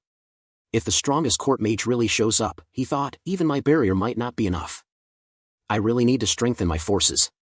Should I eat him? Faye asked, eyeing Gamig like a plate of dumplings. Before Shield could answer, the door opened. Azazel entered, holding food and wine. These marks, Azazel said calmly, must be Faye's work. Hey, Faye said, hand over some food. Is this an enemy? Azazel asked. Well, yes. As you can see. I see. I'll clean up this trash. Shield stopped him. Azazel. I want to reinforce our forces as soon as possible. Indeed, Azazel replied. The selection for the strongest regular army should be finishing soon. Leave this to me and go see it. Strongest? Shield headed to the training grounds. There, a demon girl stood victorious. You lose, she said calmly. She had defeated her opponent effortlessly. That is all, my lord, said the demon in charge. I heard you're holding a selection for the regular army, Shield said. Yes. We're deciding the Knight Commander. The finals are about to begin. Shield's eyes widened. That woman. She was Caprice, the strongest twin-blade swordswoman among the demons. Caprice stepped forward. Next. Anyone else? A man raised his hand and walked in nervously. Oh? Caprice smirked. You're the last one. Name? Oliver, he said, visibly shaking. You're super nervous, Caprice teased. Shield frowned. He looks weak, but if this is the final match, he must have made it here somehow. Huh? When did Shield get here? Caprice asked. Can I kill him? Please go easy on me, Oliver begged. Shield raised his hand. Begin. In an instant, Caprice vanished. She appeared behind Oliver, her twin blades closing around his neck like scissors. Don't die too fast, okay? Shield's eyes widened. That speed. He was about to raise a barrier. But it was too late. Just as Caprice swung. Huh. Oliver was gone. What? Caprice spun around. Oliver stood a few steps behind her. He dodged that? She thought. Was it luck? Titch, Caprice clicked her tongue. So you're only good at running away? She slashed repeatedly. Oliver retreated until his back hit the wall. No space left, Shield thought. I'll put up a barrier. See ya, Caprice said, striking at full speed. Oliver closed his eyes. He closed his eyes. Is he planning to die? No. The atmosphere changed. His stance steadied. A powerful aura surged from his body. In the next instant, Oliver moved. He ran circles around Caprice at a terrifying pace, so fast even she couldn't track him. Stop running and fight properly, she shouted. The massive sword in Oliver's hand came down. She blocked. Damn it. Now it was Caprice who needed the barrier. Shield's mouth fell open. Huh. Caprice laughed. What? That all you?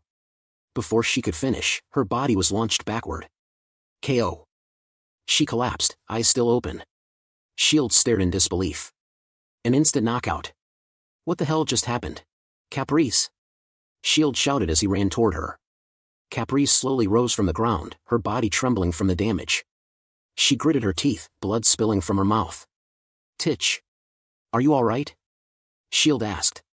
She wiped her lips, and smiled. Not bad. That was a lucky hit. Then her expression sharpened. I won't hold back anymore. Standing opposite her, Oliver remained calm. You still want to fight? Caprice raised her sword without hesitation. I'll take your head. Oliver quietly closed his eyes. In that instant, his entire demeanor changed. The atmosphere shifted, heavier, sharper, yet strangely different from before. Caprice instinctively stepped forward. I don't know why, but I'll crush him with everything I have. Oliver swung his sword. Calm. Effortless. But impossibly fast. Before Caprice could react, the strike slammed into her stomach. She couldn't even raise her guard. Blood burst from her lips. This guy. She staggered back in shock. It's like he's a completely different person, even stronger than before. Gathering her strength, Caprice leapt into the air, sword raised for a decisive blow. As her blade descended, Oliver blocked it. With one hand. Her eyes widened.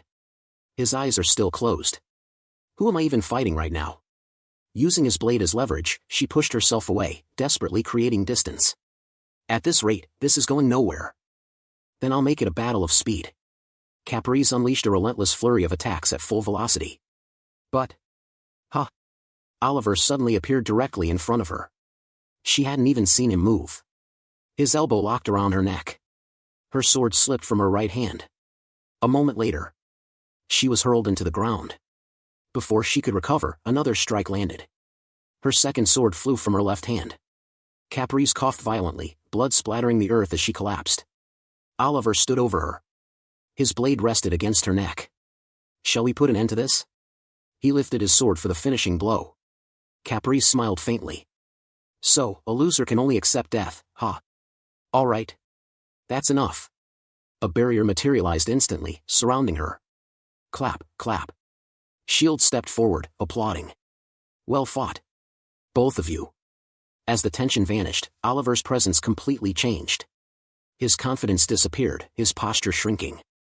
He was once again the timid, nervous Oliver. Oliver. Shield spoke calmly. Starting today, you are the captain of the Knights. Huh? Oliver froze in disbelief. I'm counting on you. Shield extended his hand. After a long hesitation, Oliver shakily accepted it. Is this really okay? Before Shield could answer. Smack.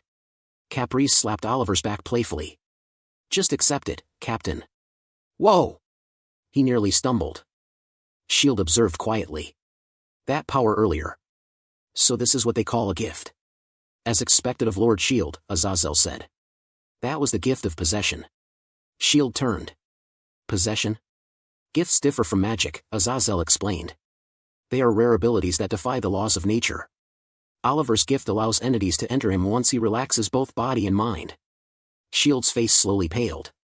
Entities? Azazel nodded. He can likely be possessed by over 1,000 swordmasters. Shield stiffened. Are you telling me they're ghosts? What is the weakness? Shield asked immediately. There are several. Behind them. Ow. Stop. Stop.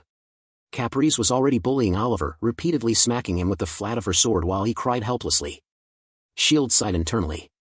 Did I make a hasty decision? After a moment, he shook his head. No. Caprice may have lost, but she's skilled. She'll be a great support for him. Let's trust his potential.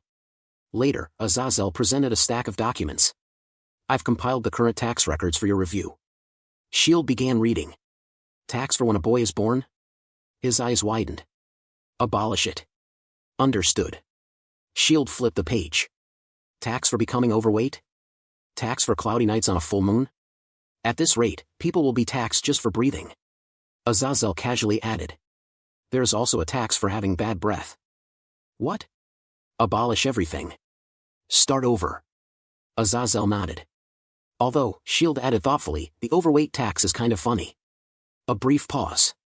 Let's keep that one. Sorry, obese people. I'll leave the tax laws to you.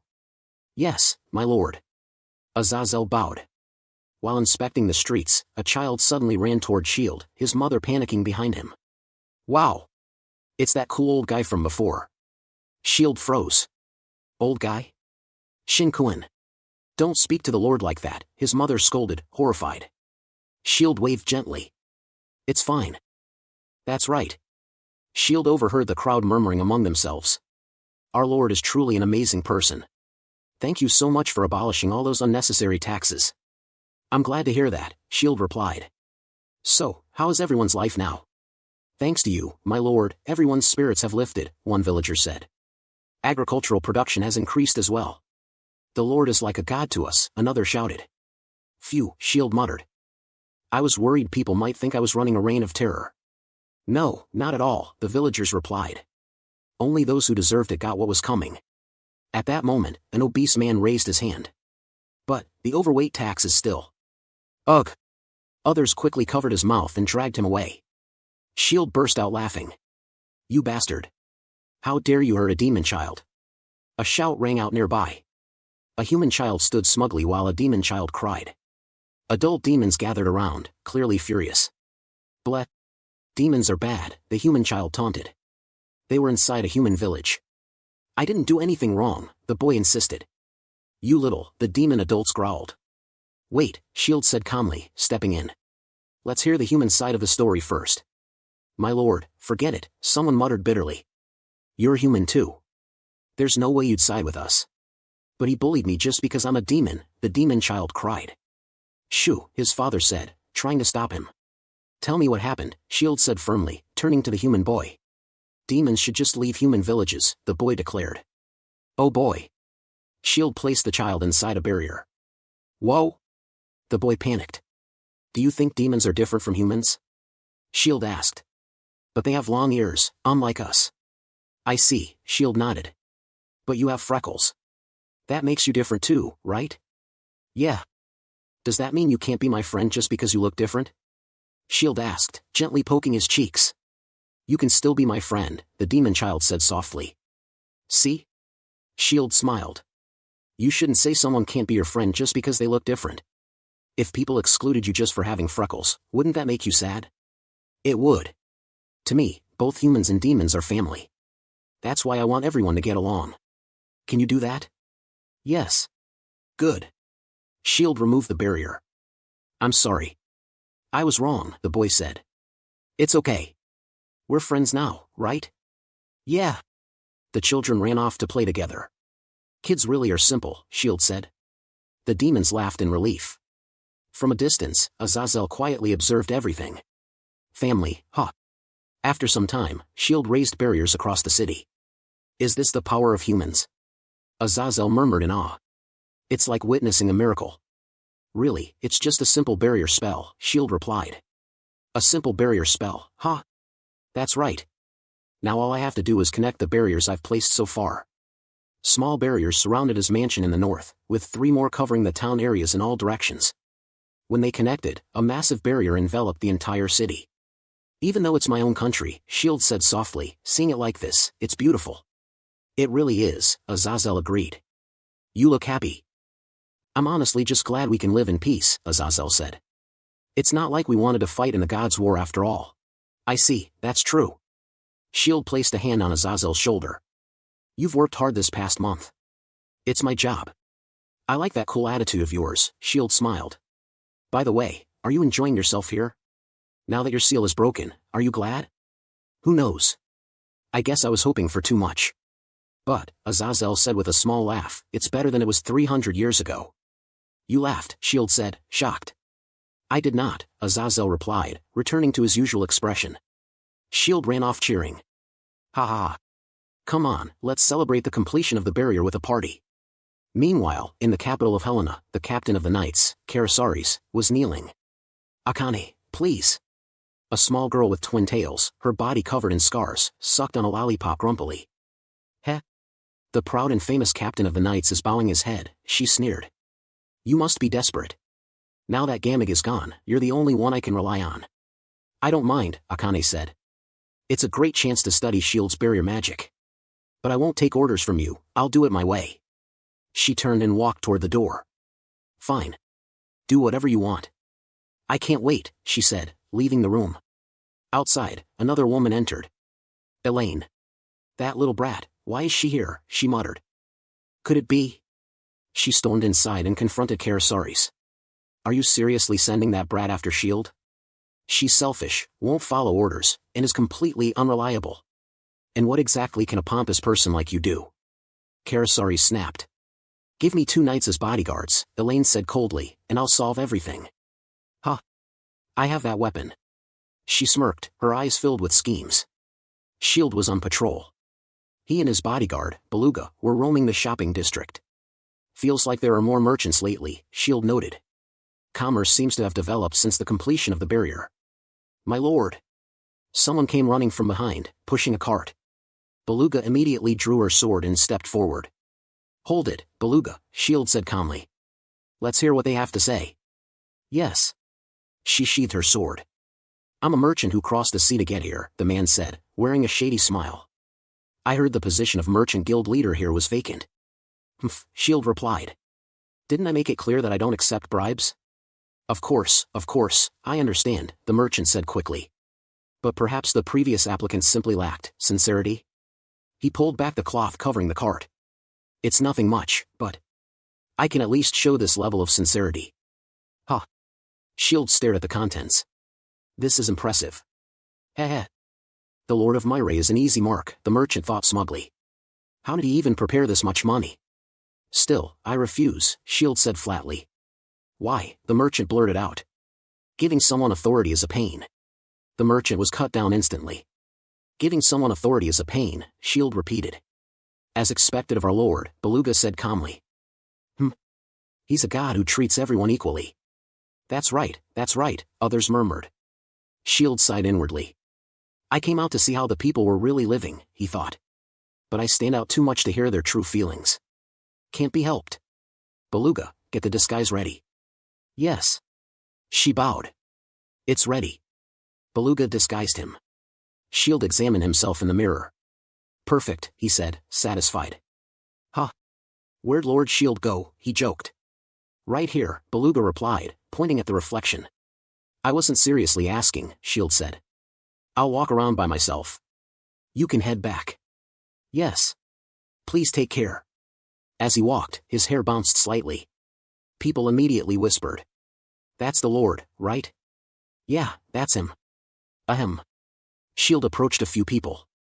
I'm just a traveler who happened to pass through Myre by chance, he said awkwardly. But, how's life around here? His acting was terrible. The people froze in shock. Welcome. Here in Myre, everyone's happy thanks to our great lord. Ha ha. Yeah. It's all thanks to that sacred barrier and the lord who placed it for us. Everyone laughed exaggeratedly. Shield blushed. Is that so? It is. Are you even trying to hide it? Hey, you there, what are you doing here? Huh? Ah, Faye. I mean, who are you? Shield stammered. Cut the lame jokes, Faye said bluntly. I went to meet the merchants directly since you were too busy. Now I'm exhausted. You just ate and drank on their dime, didn't you? Well, setting that aside, Faye said, pulling out a document. I met an elf on the way back who asked me to give this to you. The paper was stained with blood. I told you, I don't accept bribes. It's not that. It's a letter, Faye replied. They seemed pretty high-ranking, but they were critically wounded. Must have been attacked somewhere. This is an official letter from the elf nation. Shield opened it and read silently. I see. Where's the elf now? A maid showed up mid-journey and took them away, Faye said. The name sounded familiar. Oliver something? No way. You mean Olivier? Yeah, that's the one. So Olivier took the messenger sent to me? Shield frowned. What's she planning, taking an elven envoy hostage? Got it. For now, let's return to the castle and prepare. Back at the castle, Shield changed clothes and reviewed documents. All right. Olivier and Caprice are managing the military well, he muttered. Judging from that letter, the power struggle among the elves may affect us too. We'll talk about that once Azazel finishes dungeon maintenance. Before that, I need to double-check the castle's defenses. A noise came from a nearby room. What was that? Shield opened the door. Inside sat a small demon child, holding a hammer and a small rock. Bandages covered his face. Huh. Weren't all the demons supposed to go into the dungeon with Azazel? The child dropped the rock and stood up stiffly. Ah, wait. Lord Shield. He panicked and immediately kowtowed. Relax, Shield said gently. What's your name? Daigo, the child replied nervously. I'm the weakest among the demons, so Azazel-sama left me behind. I see. Even if he looked like this, he was still a demon accepted into the group. So he's not just weak. Shield glanced at the rocks. What's that? What were you doing with those sparkling eyes? I was breaking down magic stones and modifying their effects, Daigo said shyly. I know about embedding magic stone properties into tools, Shield said, surprised. But I've never heard of using them like this. Fascinating. So what were you planning to make? Well, I was planning to request permission from Azazel-sama later, but I wanted to try modifying barrier magic in my own way. The barrier? Ah. I'm so sorry. Daigo bowed repeatedly. I really got carried away. No, Shield said, smiling. That's fascinating. Barrier magic is the best, I get why you're interested. Daigo's eyes lit up. Exactly. I thought, wouldn't it be great if others could use Lord Shield's barrier too? Oh? Shield leaned in. And how would that work? Like this, Daigo explained eagerly. By modifying the magic stone so it responds to magical power. I see. Even far away from Lord Shield, Daigo said, voice trembling with excitement. You could create an invincible barrier that resists all magic. Interesting, Shield said. Tell me what you want. If I can provide it, I will. Yes, Daigo replied nervously. I'd like a few separated fragments of Lord Shield's barrier. That's easy. Shield casually stacked several thin barriers on the table. Ooh, you can produce such a sturdy barrier so easily, Daigo murmured in awe. Perfect. Give me just a moment. Daigo carefully attached his modified magic stone to the barrier. Shield watched him closely. You really weren't just weak, huh? I've attached my modified magic stone to the barrier spell, Daigo said. Shield picked it up and inspected it. Let's see. I can tell just by touching it. This perfectly weaponizes my barrier. What about physical defense barriers? Daigo asked. I was thinking of making them react to body heat or minerals. All right, Shield nodded. I'll give your project a special budget. Buy stones with that. And I'll make you about 100 more barriers. What? Shield stacked even more barriers without effort.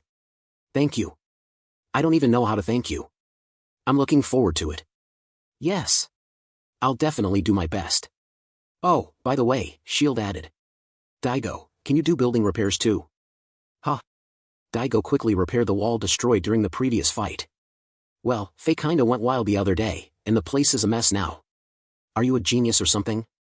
No way, that's too much praise. Now I've got nothing to worry about, Shield smiled. Suddenly, a portal-like distortion opened above Daigo's head. Daigo, behind you. Are you okay? Daigo jumped off the ladder and clung to Shield in panic. Spatial magic? Gabriel? Heave-ho! Someone stepped out. No, wait. This overwhelming magic power. You who? Akane. Karasari sent you too? Shield asked. That's right. She landed lightly on the floor. That old guy bowed and begged, you know? It was hilarious. Knowing you, Shield said, it's not like you came just because you were asked. Of course, Akane grinned. Akane loves fighting. Let's play. She leapt forward. Shield instantly deployed his barrier. Knew it. Hey, this time I'll definitely break Shield's barrier. She attacked with ice magic. Ah, man. The spell bounced off harmlessly. Failed again? Why though? Even when the genius Akane does it. She frowned. It still turns out to be just a normal barrier spell. Stop monologuing, Shield said flatly. It's exhausting. So, Akane continued, opening another portal. I've been thinking a lot. The portal sucked everything in like a black hole. Daigo grabbed the curtains desperately. Hey, cut it out. Those repairs were just finished. Not my problem. She launched a fire spell at Shield. Barrier magic, reflection. The attack rebounded instantly. Yikes, this might be a pinch, Akane muttered. In that case, bye-bye. She redirected the reflected attack into a portal. Yeah, Shield sighed. If that hadn't reflected, it would have been fatal. So, what magic should I play with next? Ah, how about this? Suddenly, a barrier appeared in front of Akane. She froze. Daigo stepped forward, holding two barriers he had developed. I'll protect the Lord. Who are you? Daigo's legs trembled. Thanks. Fall back, Shield said calmly. I'll handle everything. Hey, that's Shield's barrier, right? My lord. It's fine, Shield said. Hear her out. This is Lord Shield's barrier magic, Daigo explained. Modified using my magic stone. Ooh. That's super cool. Akane clapped. Then how about this? She attacked again. Yua. Wow, perfect reaction, Akane said. It even blocks electricity. She clapped again. It's Lord Shield's strongest magic, so no spells can break through. Then how about this? Oh? Slime, huh? Slime doesn't emit magic, Shield realized. So yeah, that's clever. The barrier was stuck by slime. Ah. I didn't know there was a weakness like that. Akane wins this round. She turned to Daigo. Hey, you're Daigo, right? Let's improve that together. I guess I don't have a choice. Hey, Akane. If you promise to behave, Shield said. I'll let you play with Daigo. Sound good? Yup. I'll be good. Fine. You can stay in the territory. Yay! Let's go, let's go. They ran off together. Make sure you fix the room. Shield shouted after them. That night, a figure stood atop the mansion roof. A shadow slipped through the corridor and approached Shield as he slept. A hand slid beneath the blanket. It brushed against his face. Huh? Another assassin from Helena? I didn't sense anything at all. Shield grabbed the intruder's chest as he jolted awake. You're... Meryl. She was sitting on him, licking her lips. Meryl suddenly appeared before Shield, shocking him. Before he could react, she leaned her chest against him with a teasing smile. When he demanded to know what she was doing there, she casually replied that it was obvious, a late-night visit. Then, without hesitation, she asked if he was ready to become her husband. She said she is always ready, only to immediately blush when Meryl gently bit his ear. His flustered shout echoed through the room at the worst possible moment. Hearing the noise, Beluga rushed in, calling out to Shield. When she opened the door, she froze at the sight before her. Meryl was on top of Shield in his own bed. Realizing she had intruded, Beluga apologized and tried to leave, but Shield desperately stopped her, insisting it was a misunderstanding. Meryl, however, calmly sniffed the air, sensing something unusual. She questioned why a demon woman was serving Shield when demons were supposed to be enemies of humanity. Beluga answered without hesitation that Shield-sama was the only exception. Intrigued, Meryl stepped closer to Beluga and gently held her face, remarking on her beauty. She then turned to Shield and bluntly asked whether he had ever laid a hand on Beluga. Shield quickly denied it. Meryl laughed, warning him that if he lowered his guard, someone else would surely steal him away. Beluga, flustered but honest, admitted that if Shield-sama felt that way, she wouldn't refuse him. Both Shield and Beluga were left stunned by her own words. Watching this, Meryl bit her nails thoughtfully, realizing that this girl was far more dangerous than she appeared. Meryl then asked outright whether Shield was actually sharing a bed with Beluga. The question hit him like an explosion. Beluga smirked proudly while Shield protested loudly, insisting he wasn't that kind of pervert and begging everyone to just let him sleep. The next morning, Shield and Meryl sat together drinking tea. Shield looked exhausted, yawning repeatedly. Meryl teased him, asking if the groom hadn't slept well. Shield replied that anyone would be tired after a night like that. When Shield pointed out that Meryl claimed to have a message from the Queen, she admitted that it was mostly an excuse, she simply wanted to see him. She winked playfully, causing Shield to sigh as he observed her quietly. In that calm moment, he noticed how graceful and elegant she looked while sipping her tea. Catching his gaze, Meryl teased him again, asking if she was really that charming. Shield awkwardly replied that he was just thinking about how gracefully she moved, to which she proudly reminded him of her noble birth. Shield silently decided to keep his thoughts about how cool she looked to himself. Turning serious, Meryl began delivering the Queen's message. She stated that Arias was in danger. Shield panicked, but she quickly clarified that the threat was not immediate. Calmly, she explained that Myre would soon dominate the continent. With the barrier in place, the outcome was almost inevitable. She went on to explain the geopolitical situation. Uri and Minant bordered Myre, while Arias lay to the north. As more attention and population shifted eastward, Arias would suffer greater damage. Although Arias had secured an ice-free port from Minant, a massive advantage for the next decade, the Queen was thinking far beyond that. After all, beastkin lived much longer than humans. Shield understood her point and asked what the Queen wanted from him, insisting that he couldn't do anything that would disrupt the international balance. Meryl smirked and said the Queen's request was far more direct. When Meryl revealed that the Queen wanted his child, Shield's imagination spiraled out of control. Meryl immediately corrected him. When the Queen said she wanted his child, she meant literally, not romantically. If Shield were to have a child in the future, the Queen wanted that child sent to Arias. If the child was half beastkin, they would inherit the throne. Shield was stunned. A king? Even if the child didn't inherit barrier magic? Meryl confirmed that the child would still become ruler regardless. Shield realized the true plan. By making his child the ruler of Arias, the Queen expected him to protect the nation with his barrier out of parental attachment. Meryl admitted it openly and insisted it was an incredible deal. She was confident the child would never be useless, especially since she intended to train them personally. She then bluntly told Shield that he knew what needed to happen next. He had to sleep with her. Shield protested, claiming he wasn't emotionally prepared. Meryl laughed, teasing him for preferring to be led rather than taking the lead herself. She grabbed his cheek and joked that if that was his preference, she wouldn't mind taking him instead. Before anything could escalate further, the door suddenly opened. Elaine entered, accompanied by several soldiers. Beluga immediately warned S.H.I.E.L.D. that Elaine was a messenger from Helena, and that she hadn't killed her yet only because she lacked the order. Elaine requested to speak alone, but S.H.I.E.L.D. coldly dismissed her, reminding her that he was now a regional lord with no time to spare. Elaine, her voice trembling, admitted that when he planned the coup, she should have gone with him. S.H.I.E.L.D. denied planning any such thing, but Elaine insisted that when the Knight Commander searched his room, incriminating documents were found. She accused herself of discovering them, but now believed the Knight Commander had orchestrated everything. She pleaded desperately, acting innocent. S.H.I.E.L.D. nearly believed her, until Beluga immediately intercepted, shaking her head in denial. Elaine's expression darkened as she accused them of doubting her. Elaine then broke into tears, covering her face and claiming she only wanted to speak alone so S.H.I.E.L.D. wouldn't be misled by lies.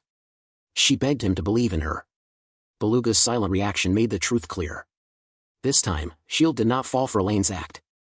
S.H.I.E.L.D. calmly questioned whether anyone else had been involved besides the Knight Commander, perhaps even the king. From what he knew, everything had been part of Carasalis' plan. Elaine seized the moment, suggesting that when they returned to the kingdom, they should expose everything together. She urged S.H.I.E.L.D. not to trust anyone else and extended her hand, asking him to go back with her. As S.H.I.E.L.D. observed her hand, something caught his attention. Gloves. He remembered Elaine once saying that she preferred using her bare hands and disliked wearing gloves. That inconsistency triggered a realization. A faint smile formed on his face as the pieces finally came together. Akane had been here recently. Elaine blinked in confusion, unsure where the conversation was heading. S.H.I.E.L.D. explained that Akane had been poking around the area, leaving behind magic arrays of her own. When he cleaned up afterward, he noticed strange scribbles covering the walls. Akane, after all, had too much pride not to leave her mark. She always branded her magic arrays. Elaine echoed his words in confusion, marking them. Then she noticed it. Hidden within her gloves was a small star-shaped symbol. Akane's signature. S.H.I.E.L.D. sat down, his conclusion clear. Elaine hadn't directly used Akane's magic, but instead embedded fragments of her leftover arrays into an item, activating space magic only under specific conditions. Elaine froze. Bullseye. She suddenly burst into laughter, her expression twisting into something unsettling. Mocking S.H.I.E.L.D., she sneered that for someone as useless as him, someone who supposedly couldn't do anything on his own, he had grown smarter than expected. She dropped her innocent act entirely, declaring that as long as all interference was eliminated, S.H.I.E.L.D. posed no real threat. She ordered her bodyguards to stall everyone else and demanded that S.H.I.E.L.D. be handed over. As the guards advanced, Meryl and Beluga exchanged looks. Meryl laughed so hard that tears rolled down her face, utterly baffled by what she was hearing. Beluga sighed and covered her face, muttering that they should keep the jokes to a minimum. Meryl stepped forward, amused, and pointed out how confused everyone seemed. She stated plainly that even if they didn't lift a finger, none of those weaklings could ever scratch S.H.I.E.L.D. Hearing this, S.H.I.E.L.D. was stunned. He realized how highly they thought of him, how deeply they trusted him. Back in Helena, he had never felt anything like this kind of support. Tears welled in his eyes as he finally understood what true comrades were like. Meanwhile, Elaine's resolve hardened. They had come too far to turn back now. If they could just bring S.H.I.E.L.D. back, they could force him to cast the barrier again. She ordered her guards to seize him. The guards rushed forward. Beluga moved instantly. Her attack landed, yet the guards felt nothing. Confused, they questioned what had happened. Nothing seemed different at all. Beluga smirked. The guards mocked her for swinging her swords blindly. They remarked that demons clearly weren't all that impressive either. Suddenly, rocks erupted around the guards, immobilizing them completely. Beluga declared that she needed to extract some information. S.H.I.E.L.D. sighed helplessly, lamenting that the room had become a mess yet again. Elaine grit her teeth, blaming everything on S.H.I.E.L.D. She screamed that if not for his barrier, her life would never have fallen apart. Meryl responded coldly, calling her pathetic. She reminded Elaine that far more people had been saved by that barrier and told her to wallow in her tragedy all she wanted. Enraged, Elaine shouted back, demanding to know how Meryl dared speak to her that way. Meryl answered with a punch straight to Elaine's stomach.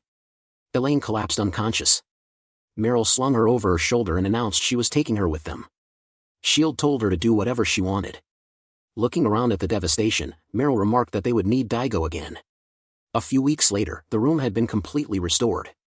S.H.I.E.L.D. thanked Daigo, admitting that he always ended up relying on him. Daigo humbly denied it, rubbing the back of his head as if embarrassed. Soon after, a demon arrived with a report. Elaine had returned to Helena and confessed that everything had been a scheme between herself and the Knight Commander. A confession. Shield clenched his fists, wondering what Meryl had done to make that happen. Just like that, everything was over, wrapped up far too easily. He couldn't help but question what he had suffered for all this time. Then the demon hesitated before delivering another update. When Shield heard it, he shouted in shock. Them again. Without wasting time, Shield gave orders to notify him the moment Azazel returned and to immediately summon the War Council. The demon acknowledged and departed. Shield stepped into the hallway, his resolve hardened. It was finally time to settle the score. Traveling to Myre was supposed to take a month. Ugh. I shouldn't have lost my way. Why can't I ever reach my destination properly? She shouted at the sky in frustration. A monster suddenly burst from the trees, roaring as it charged toward her. Huh. She reacted instantly. A flash of magic, clean and precise, and the creature was cut down before it could reach her. Woo! An old man began clapping. That monster plagued our village for years. You're like a goddess. Please, stay with us for just one day. She hesitated. But her stomach growled loudly. Fine. Only one day. The villagers erupted in gratitude. Before she knew it, she was seated on a raised chair placed like a throne, villagers gathering around her as if she were royalty. How did this happen? That night, a fire burned at the center of the village. The people sat around it, heads bowed. Blessings upon the goddess who saved us. I don't have time for this, she muttered. I'm leaving for Shield's place. What? Are you abandoning us? Shut up. I'm leaving. A voice interrupted her.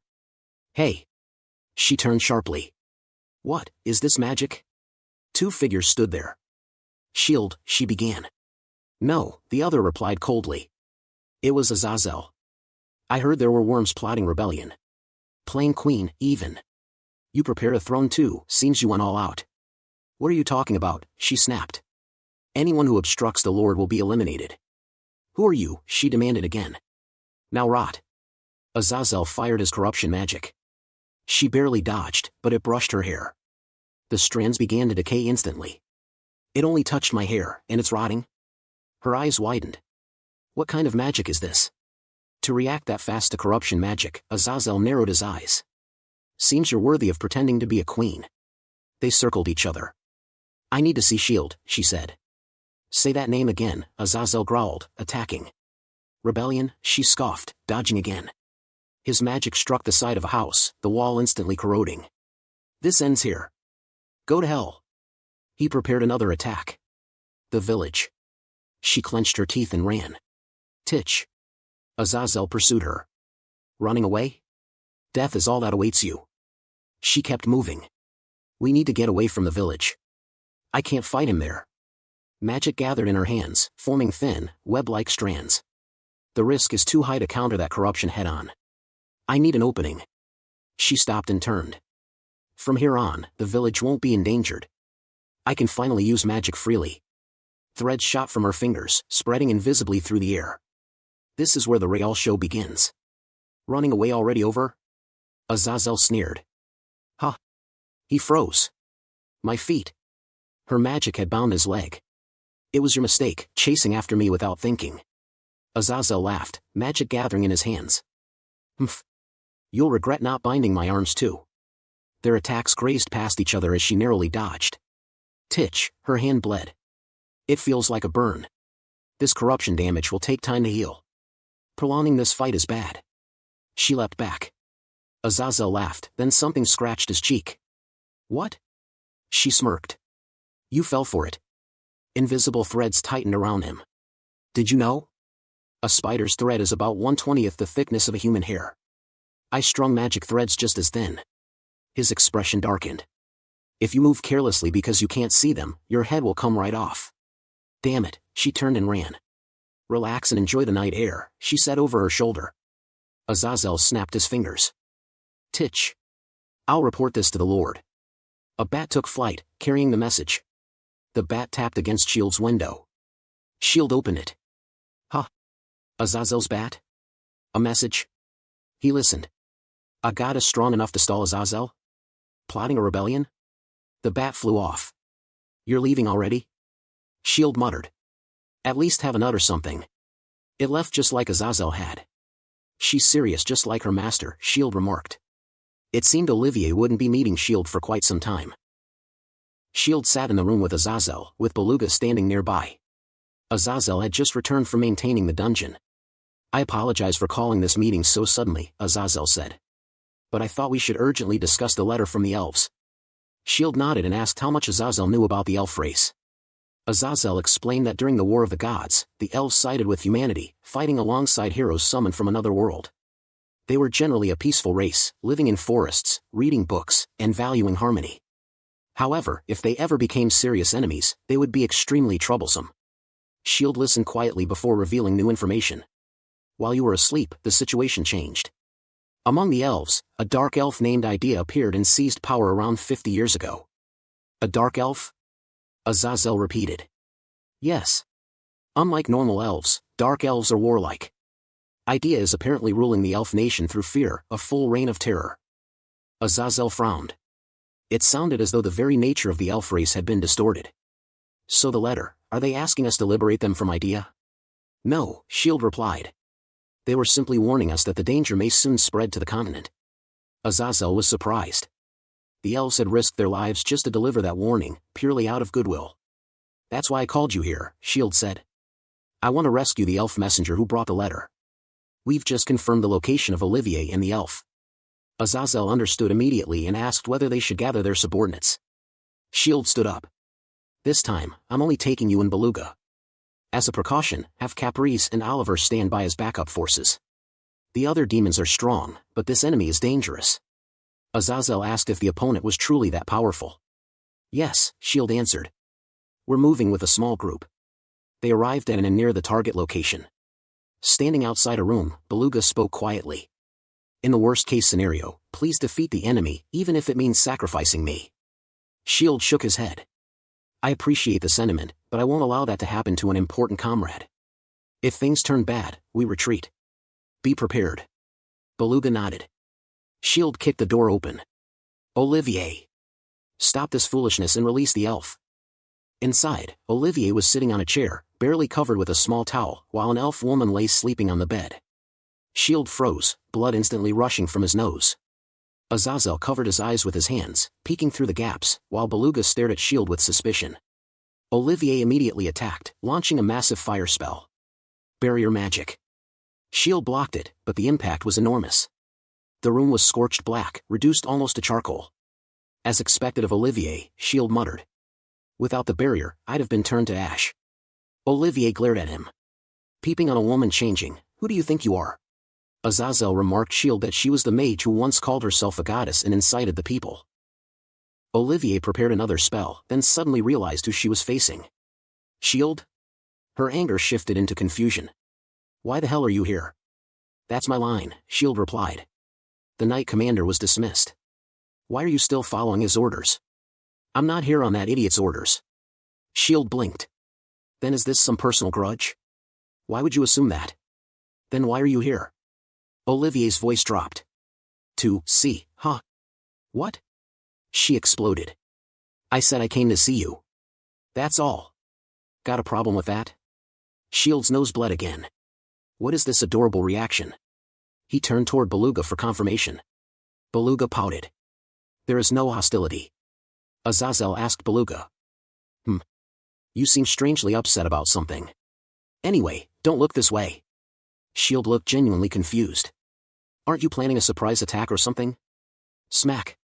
Olivier bonked him on the head. Idiot. I'm changing clothes, you pervert. I'm sorry. Moments later, she reappeared fully dressed. Shield cleared his throat. I have many questions, but could you hand over the elf for now? Why should I? She just underwent resurrection. She needs absolute rest. Resurrection. Even Shield was impressed. As expected of the strongest court mage, he hesitated. Let me confirm. You truly didn't come to attack me? Why would I attack you? Rather, she suddenly stopped, avoiding his gaze. Shield chuckled. When you're this embarrassed, it almost makes me feel, his instincts flared. Everyone, get down. A barrier erupted just as a glowing arrow crashed through the ceiling. The impact thundered against the shield. That arrow contains an absurd amount of magical power. Shield narrowed his eyes. But not enough that I can't reflect it. He raised his hand. Barrier magic, reflection. A massive barrier expanded, covering the entire and as countless arrows rained down.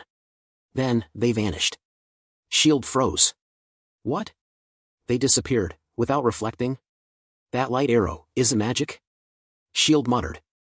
A figure hovered outside. A dark elf man, bow in hand. An assassin of idea. He smirked mockingly, then vanished into the sky. Azazel immediately retaliated. Corruption magic. But the attack struck nothing.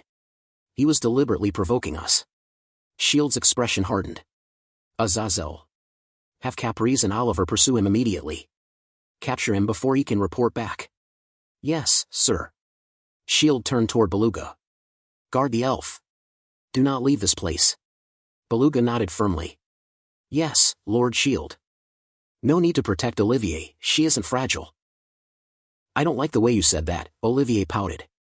Treat me more like a maiden. What a pain. Shield thought. My image of Olivier keeps changing. But then another thought crossed his mind. Is this really okay? Olivier had unknowingly gained the people's support as a goddess of sorts. Still, the fact that she had genuine feelings for him made him grateful. Shield gently patted her head. Olivier, it must have been hard getting all the way here. You probably don't even have travel money left, do you? She hesitated, then nodded. I actually got lost on the way. I dropped my money and a lot of my belongings. Shield smiled softly. Then leave your life from now on to me. I'll properly arrange work for you too. Thank you, Shield. Olivier's face brightened. I'm really glad I came to see you. Shield laughed awkwardly and scratched his head in embarrassment, then cleared his throat. Anyway, fragments from the destroyed building still carry traces of magical power. Caprice should be able to track them using that. Yes, sir, Beluga replied. It's time to counterattack. The dark elf assassin leapt across rooftops, clutching the letter tightly. I must report to Lady Idea at once. The letter was suddenly torn apart mid-air. Huh. Found you. Caprice and Oliver, the swordsman, stood before him. Caprice smirked. No reporting for you. Hide-and-seek is over. I didn't sense any presence at all, the assassin muttered. I need to retreat. Hey, don't run away. Caprice shouted. Fight fair and square. Let's go, Oliver. Even though he was technically the superior officer, she didn't hesitate. The dark elf clicked his tongue and raised his bow. You think the likes of you can withstand these sacred light arrows? Sacred? Caprice scoffed. From a dark elf? She dashed forward, dodging the arrows. Oliver, I'm taking the first point, okay? The assassin froze for a split second. Caprice's sword flashed. The blade struck cleanly, sending him coughing blood. I won't lose either, Oliver said calmly, closing his eyes. I'll end this in one strike. He raised his sword. Suddenly, it slammed into the archway above. Ah! Oliver, what are you doing? Caprice yelled. You fools, take this. The assassin fired a barrage of arrows. A massive explosion tore across the rooftop. That should have finished them, he muttered. But no bodies were there. What? He turned. Too late. Caprice appeared behind him. Good catch, he sneered, teeth clenched. But it's too late now. Her blade slashed across his body. Blood spilled as he collapsed to his knees. Case closed, Caprice said coldly. Not yet. The assassin raised his bow weakly. Oh, she mocked. You still have the strength to move? But his aim wasn't honored, he aimed at Oliver. Oliver! Caprice shouted as the arrow flew, boom. A massive explosion erupted as the arrow struck Oliver. Ha ha! A mere human after all, the dark elf shouted, laughing triumphantly. A sword suddenly cut straight through the lingering blast. Who are you talking about? Oliver emerged from the smoke, his blade slicing cleanly through the explosion itself. What? The dark elf's eyes widened in shock. Oliver closed the distance at an incredible speed. Did you finally get a hit? Caprice asked. Yeah, Oliver replied calmly. Sorry for the wait. What a reversal. Oliver struck him head-on, sending the dark elf flying through the air. He crashed down, coughing up blood. I somehow caught it, but, damn it. I lost sight of him. Where is he? Before he could finish, Oliver appeared behind him. The sword came down as the elf hit the ground. His face twisted in terror as blood spilled from his mouth. Hey, Oliver, Caprice said casually, planning to hog all the credit. Take a little nap, Oliver replied. Good night. The dark elf lost consciousness. Hey, walk properly, Caprice added as they dragged him away. They brought the captive back to the mansion. Inside the hall, Shield was seated as Caprice kicked the dark elf down to his knees. Titch, my head's still attached, the elf muttered, gritting his teeth. Oh? Faye smirked. As expected, dark elves really do have tremendous magical power. She crouched down in front of him, pointing playfully. So, what do you think would happen if I ate this one? Did you hear that? Shield said calmly. If you hand over the information, I'll at least spare you from being eaten alive. As if I'd tell the likes of you, the elf spat. Shield observed him quietly, considering how to make him talk. Lord Shield. Caprice suddenly shouted. Lord Shield. Praise me. Praise me. It was my achievement, Oliver was useless. Really, he looked at Oliver. Yes, Oliver rubbed his head in embarrassment. I'm sorry I had a slow start at the beginning of the battle. Well, Shield said, Caprice absolutely wouldn't lose in a speed contest.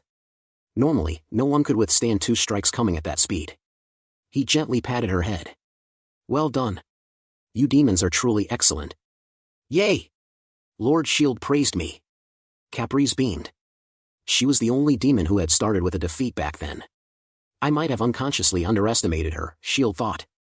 I feel a bit bad about that. So, he continued, tell me, how is it fighting that elf? Now that you mention it, Caprice said thoughtfully, he didn't seem to notice Oliver's presence at all. They were reacting to my movements, she went on, but they completely lost track of Oliver. Normally, with your superior speed, you'd be the one who goes unnoticed, Shield said. Even though Oliver's just a muscle brain who doesn't use magic. I see, magical power. Yes, Caprice nodded. They were even aiming at the elf messenger through the building wall. Their ability to sense magical power is exceptional. All right, Shield said decisively. Caprice, I'm leaving the dark elves lurking in the territory entirely to you.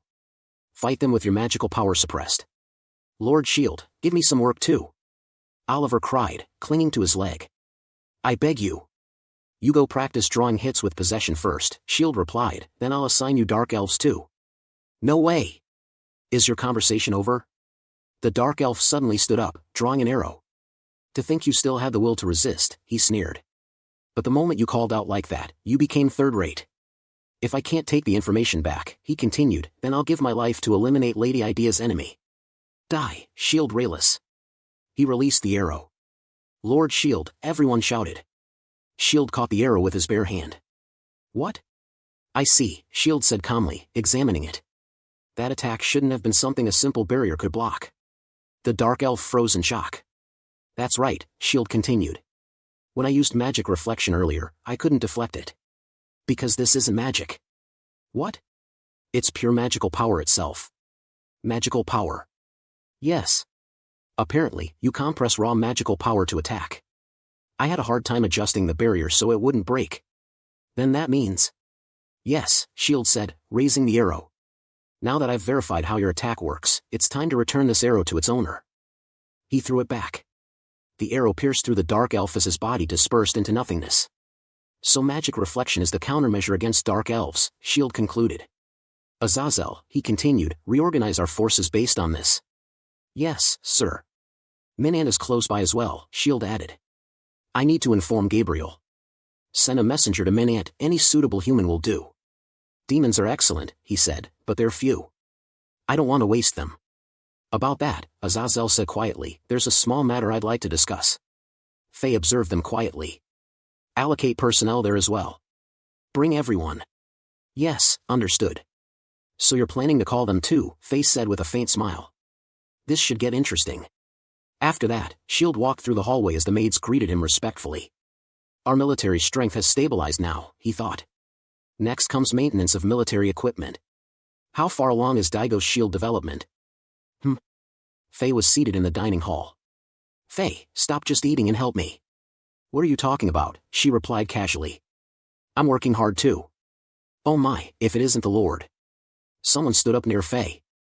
My sincerest apologies. I am Brooks. A chubby man bowed politely. I feel like I've heard that name before. This one is amazing, Faye said. He can get anything. Ah, right, Shield recalled. The merchant who got milked by Faye. I've heard about you. Faye was in your care the other day, Shield said. It must have been quite a painful expense. Well, it was nothing. Wait, did I do something bad?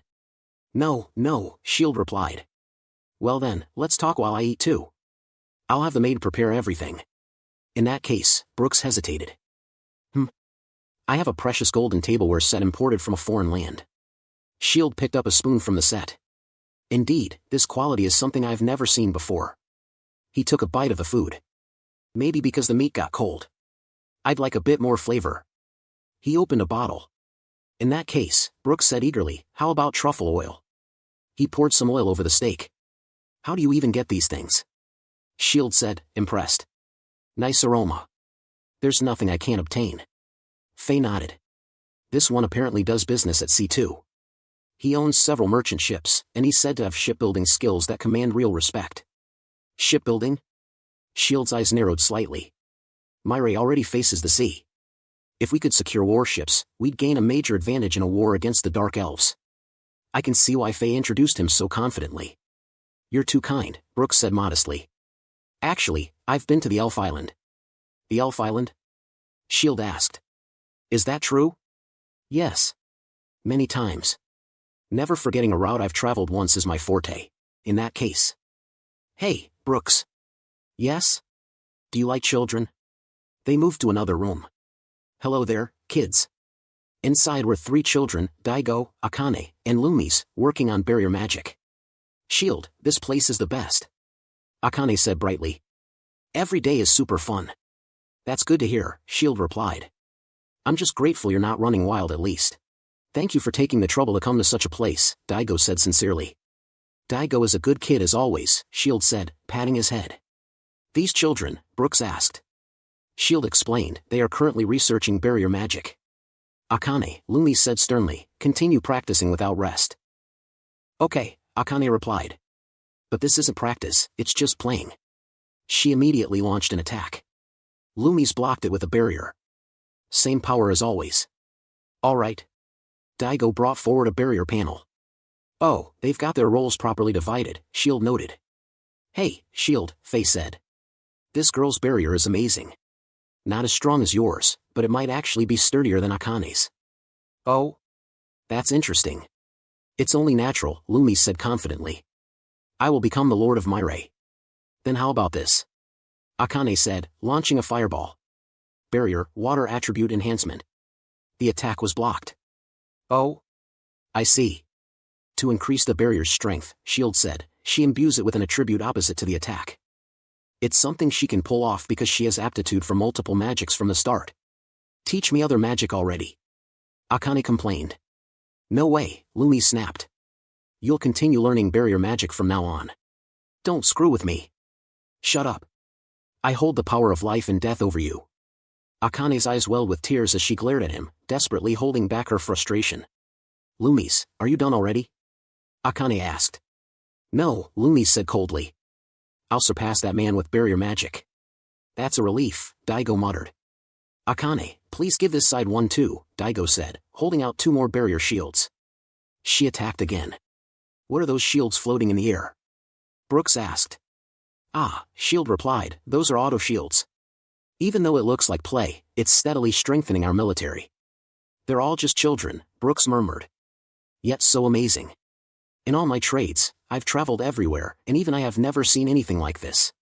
Right? So, Brooks asked carefully, the reason you wanted me to meet these children is? Shield's expression sharpened slightly. That's right, he said. It's to create a secret weapon, in preparation for the Great War. The kids and Brooks discussed what they were doing enthusiastically. Shield remarked that they had gotten used to things so quickly. Just then, a messenger bird arrived carrying a letter. If I recall correctly, your beluga's familiar. It dropped the letter into his hands. As Shield read it, his expression turned serious. Then we shall go check it out. Inside the city, at the inn where the elf was staying, Beluga greeted Shield. As I informed you earlier, the elf has regained consciousness. That's great. And there is one thing I must apologize for. Olivier hasn't returned since last night. I never thought a magic user of her caliber would need protective measures. No, this isn't something you should feel responsible for. There's no need to apologize. I agree that Olivier doesn't require an escort, but still. Olivier's disappearance, why at this timing? Shield grew thoughtful. The only beings capable of doing something to her would be dark elves, and they would have to be quite skilled. You're probably thinking the same, a dark elf attack is possible. Yes, that's the only explanation I can think of. The dark elf ruler, idea. They may be a far more formidable enemy than I imagined. To think a mage of Olivier's level could, no, that's not it. A gentle voice interrupted them. My apologies for the late greeting. My name is Liliane. The elf who had awakened stood before them. Are you sure you should be up already? Yes, thanks to you, somehow. I will spend my life repaying this debt. It's Olivier who deserves the gratitude, though she isn't here right now. Shield then asked, let me ask you one thing. Why is it that Olivier was attacked by dark elves instead of you? Liliane placed a hand on her chest. The dark elves should not have detected my existence yet. Also, it seems Olivier and I are connected somehow. Connected? When Olivier saved me using resurrection magic, we became linked. Our emotions now resonate with each other. I can sense what she feels as if it were my own. Shield narrowed his eyes. So, what is Olivier feeling right now? Liliane hesitated. Impatience and embarrassment. What? Shield looked completely baffled. What kind of situation would cause that? Beluga tilted her head. Perhaps she got lost and feels ashamed about it. Shield stared blankly. He laughed, thinking how ridiculous that sounded. That's Olivier we're talking about. Getting lost and being unable to return? No way, Beluga immediately straightened. You're right. I said something foolish. My apologies. Shield sighed. Well, I can't imagine anything serious happening to her. It's reasonable to assume she had personal matters to attend to. Yes, that is possible. Now then, Shield continued, turning back to Liliane, tell me the important story. I believe I understand the gist from the letter, but I would like to hear the details. Liliane's hands trembled. Yes. I am a member of the rebellion army that rose against Idea. No. I was. Her voice wavered. Before Idea's overwhelming power, we elves had no choice but to fall into slavery. However, even after seizing control of the elf island, Idea showed no signs of satisfaction. Shield listened silently. I heard that Idea's next target is Myre. That is why I came to you, Lord Shield. I see, so I have a request. Liliane's eyes filled with tears. Please, do not fight Idea. Huh? Shield was visibly surprised. If we do not fight, our territory will simply be taken. Yes. Please hand over your territory to Idea. That way, there will be no unnecessary casualties. Tears streamed down her face. If you resist, this land will become a scorched wasteland. Shield remained quiet for a moment. I see. So that is what you came here to ask of me. He then gestured toward the window. But I cannot so easily surrender the territory I just obtained. Tell me, can you see that? Liliane turned. This is, beyond the window, an enormous barrier loomed over the land. Can Idea's forces really break through this? The barrier before them was more solid and massive than any shield had ever seen. Can I dare to hope? But she hesitated. If I give false hope, and Myre still gets invaded. I don't know whether it can be broken, Liliane said quietly. But I've never seen magic that Idea couldn't destroy. Shield was about to respond. You're afraid too, aren't you, Lord Shield? She asked. So please, don't create unnecessary sacrifices. That sounds very exciting. What? I'm very interested to see which wins, my barrier magic or Idea's attack.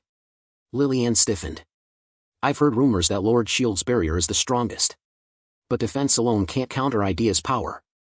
At that moment, a bat flew in through the window and perched on the frame. It signaled to Shield. Heh. Shield smirked. You don't need to worry about attacks anymore. Huh. The bat landed on his hand.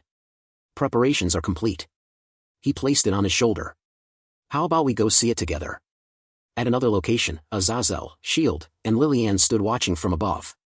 A large number of figures had gathered around the mansion grounds. Are these demons? That's right, Shield said calmly. This land welcomes dragons, humans, demons, and even elves. No matter who comes, they won't be rejected.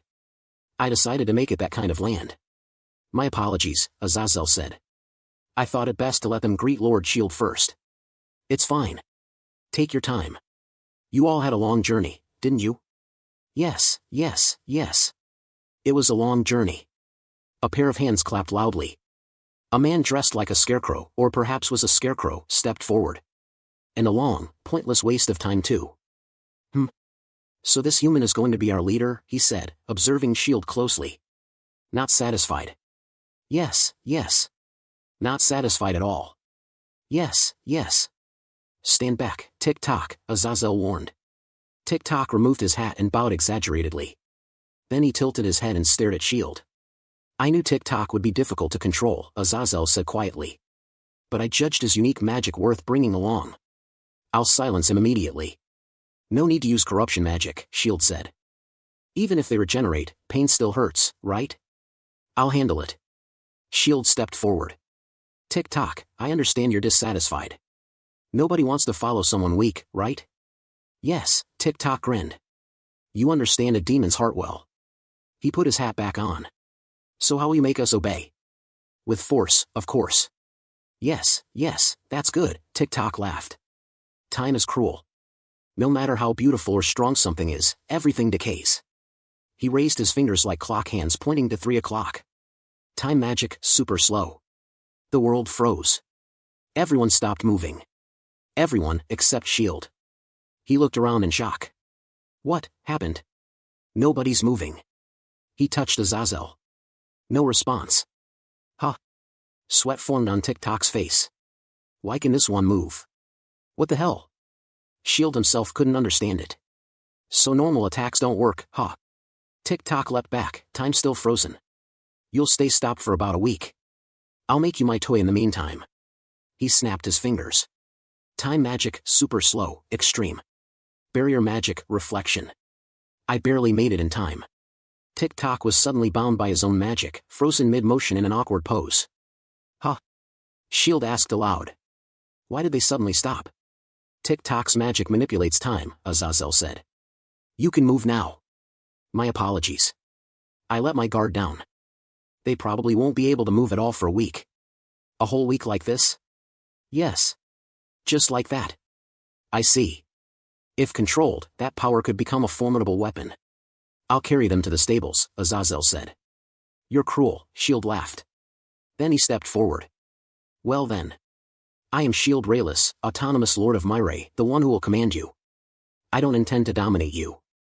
I seek coexistence and cooperation. You're tired of living in conflict, aren't you? Those who work will receive shelter and pay.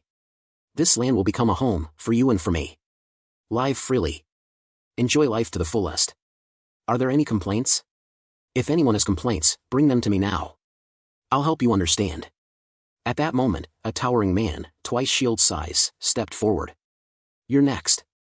S.H.I.E.L.D. sensed an attack. As the man moved his hands swiftly, S.H.I.E.L.D. took a defensive stance, expecting an attack. But the giant demon suddenly grabbed him and lifted him high. He placed S.H.I.E.L.D. on his shoulders. S.H.I.E.L.D. Rayless. S.H.I.E.L.D. Rayless. The crowd erupted in cheers. This is embarrassing, please stop. S.H.I.E.L.D. covered his face, blushing, but the chanting only grew louder. Then, to his right, something flew past. It was Faye. Where are you going, Faye? S.H.I.E.L.D. called out. The southeastern port. There shouldn't be anything there, so why did she look so excited? She flew straight out beyond the barrier. Outside the barrier, Faye halted midair. I can feel it. That dragon-specific mana. I, who is feared by demons and humans alike, can no longer defeat even a one-trick barrier caster. How infuriating. She smiled coldly. Shall I vent my frustration on this one? Come at me already. I'll give you a proper welcome. Thunder cracked as dark clouds gathered. From within the storm, a Gwyver emerged, ridden by a dark elf. That can't be. The elf stopped the creature midair. Are you the Gwyver? Aren't you the hatchling the dark elves have been carefully raising for centuries? You came here against orders because you wanted to fight me, didn't you? Transcendent One, the dark elf replied calmly. We came to fight humans.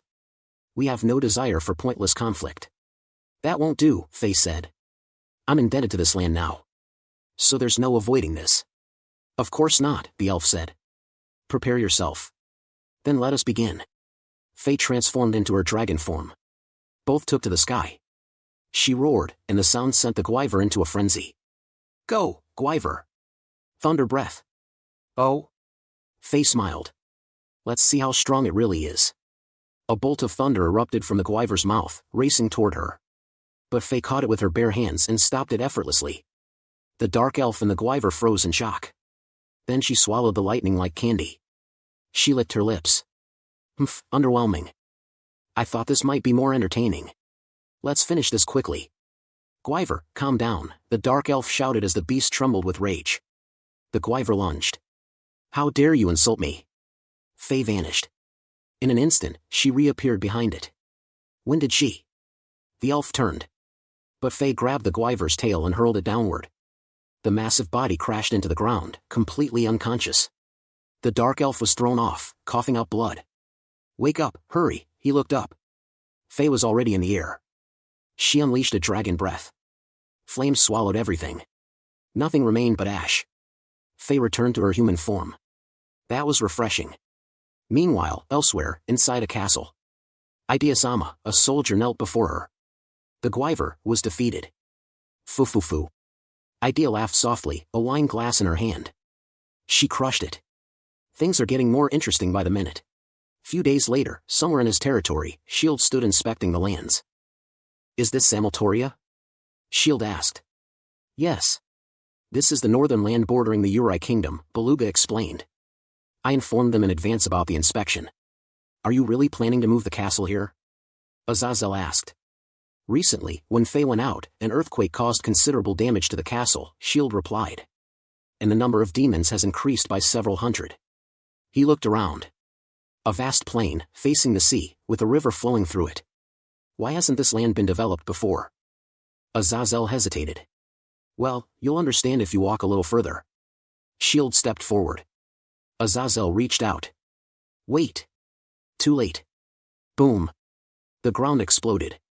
Shield was blown backward and sent flying. Lord Shield. Beluga and Azazel rushed to him. Ah. Shield stood up slowly. His clothes were torn. I was about to explain, Azazel said awkwardly, that this entire area is filled with landmine magic placed by a man called Bomber from Uri about 10 years ago. I should have listened first. Beluga handed him a fresh change of clothes. This landmine field ended the war between Uri and Minit, she explained. In Uri, it's celebrated as Bomber's legacy. But with this, the Uri side can't do anything either, right? Shield asked. Originally, this land was the border between Uri and Minit, Azazel said. There was constant fighting for dominance. Instead of giving up such a vast area, they turned Samaltoria into a minefield. Strategically, it was the wiser choice. Shield crossed his arms. Then how do we turn this minefield into usable land? Perhaps we should look for another location. Oh. Shield's eyes lit up. I've got an idea. All right. Let's go to Uri. He smiled. Uri Kingdom. Azazel repeated. I've come up with a good plan. They arrived in the Uri Kingdom. Teacher. A girl ran toward him. Amelia? Why haven't you come to see me in so long? It's only been a few months, she grabbed his arms tight. Did something just hit me? Shield froze. She's growing rapidly, he thought. Even if you're busy, please come see me, Amelia said. I am without desire, Shield muttered to himself. Inviting Amelia along was a good decision, the atmosphere immediately became lighter.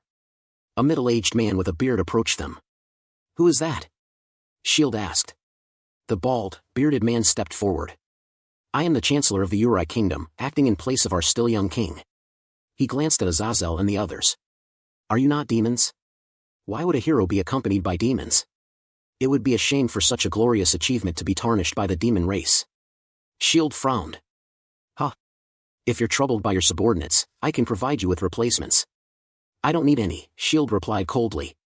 Sorry. I don't want to talk to you anymore. Just disappear. If you're saying this out of fear of retaliation after abandoning the demon race, the Chancellor sneered. I can handle it for you. You've got some nerve, insulting my family. Footsteps rushed toward them. Now, please don't hold back. Huh. The Chancellor froze. A small figure stood before them. A boy, around 10 or 12 years old. What a disgraceful stance toward our state guest. Your Majesty. I had no intention of disrespecting Lord Shield. You have already insulted Lord Azazel. However, the opponent is from the demon race. Fool, the king scolded him. It's fine, Shield waved it off with a smirk. Bring that so-called great subordinate of yours here at least once. Let's see how you fare against our Azazel. Shield-sama. The knight stiffened in shock. Azazel stepped forward, calmly readying himself. Shield added casually, even if you lose, or lose your lives, don't complain afterward. The bald chancellor snapped. We are not knights who would lose to mere demon tribes. I hope you won't regret those words later. The knights and Azazel faced each other. Begin. The knights charged, swinging their weapons. I'll slash off that demon bastard's wings. Azazel vanished. Huh? Where did he go? Their formation broke as they searched. Azazel appeared behind one of them. In an instant, steel shattered. Swords were cut cleanly in half. A knight was sent flying. Before they could even react, every weapon had been destroyed. They found themselves surrounded, Azazel circling above them, completely in control. I can't even see the demon, one knight panicked. Azazel smirked, clearly toying with them. Agitated, the knight lashed out wildly, but struck only after images. They couldn't keep up. Azazel reappeared behind him. Am I only hitting after images? The knight clenched his teeth and turned. Azazel was right there. Just finish me off already. As Azazel raised his hand, something caught his eye. The knight's pendant had opened. Inside was a small picture, the knight, his wife, and his daughter. Azazel froze. He slowly lowered his hand and turned to Shield. Lord Shield. I believe they've understood enough by now. The knights collapsed to the ground, completely defeated. Shield laughed. Ha ha. Isn't it nice? Did you hear that, all of you? The one who spared you isn't even human. He's my family, Azazel. If you understand that, hurry up and leave this place. The knights bowed deeply, embarrassed, relieved, and grateful for being spared. The young king stepped forward and bowed as well. Thank you, for your mercy. We'll dispose of this matter, moderately, Shield replied. Well then, he gestured toward the castle, let's change locations. I understand. Inside, they sat around the meeting table. I am Shipur, the 5th king of the Reuniting, the young king said. It is a pleasure to meet you, Lord Shield. Shield Raelus of Myre, he replied. I'll get straight to the point. I intend to make Samoltoria the central city of Myre. I see, so I want to open a northern trade route. Shipur frowned. But Bomber's legacy is buried there. Suppose, Shield stood up, smiling faintly. What if we could deal with Bomber's legacy? Oh? If Samoltoria is developed, it will become a vital city connecting Minen's central region and the capital of the Uri kingdom. Not only will people be able to pass through, it will become land where people can live. Is that even possible? Of course. Shipur pondered deeply. If what you say comes to fruition, it would benefit our country immensely as well. Shield pointed at the map. Exactly. A land route connecting Myre and Minant would be opened. Shipur fell silent for a moment. Ever since I heard you visited Samoltoria, I suspected things would turn out like this. Very well. I'll add another proposal.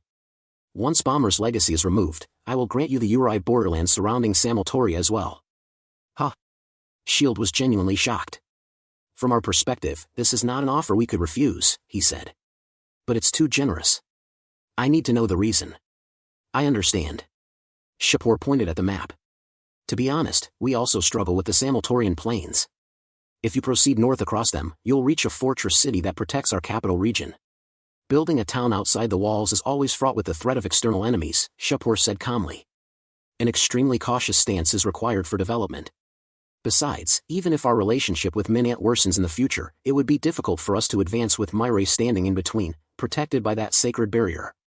In that case, he continued, it would be better to hand the land over to Shield-sama. Our intention, he said plainly, is to curry favor with Yo. Crafty kid, aren't you? Shield thought.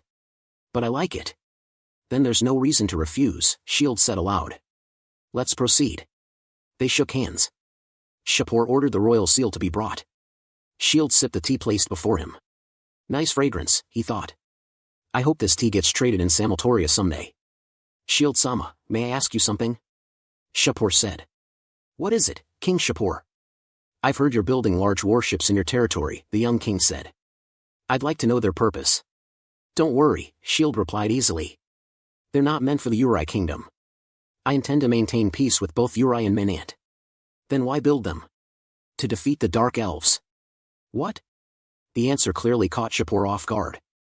Back on the plains of Samoltoria, Shield surveyed the land. For a young king, he's quite skilled in politics, Azazel remarked. I'm looking forward to Uri's future, Shield replied. He then turned to TikTok. I'm counting on you, Shield said. I'll temporarily release the barrier on myself, so don't get any ideas. Oh no, TikTok replied quickly. I wouldn't dare. I don't want to experience that again. More than anything, he added, my ray is far more comfortable than I expected. TikTok raised his hand. Time magic, super haste. Let's see. Shield took off running. In an instant, he covered hundreds of meters. Whoa!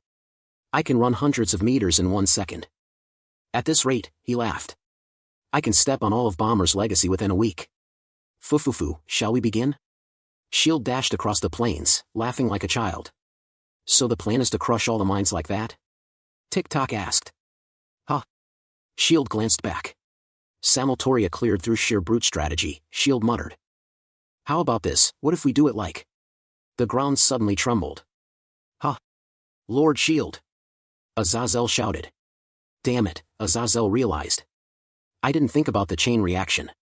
Lord Shield! Beluga screamed. Boom! A massive explosion tore across the plains. Shield was blown away by the explosion, crashing down near the demons. He stood up. Lord Shield? They rushed toward him, but Shield straightened himself and laughed smugly. Because it's me, I didn't even take a bit of damage. He looked over the land and shouted, whoa, even so, the ground's completely dented and raised. At this rate, even if I missed a few, I wouldn't even notice. Azazel followed his gaze. Yes. We need to eliminate them all at once. You never know when another accident might happen. There is a method, Shield added, hesitating. But it requires flight.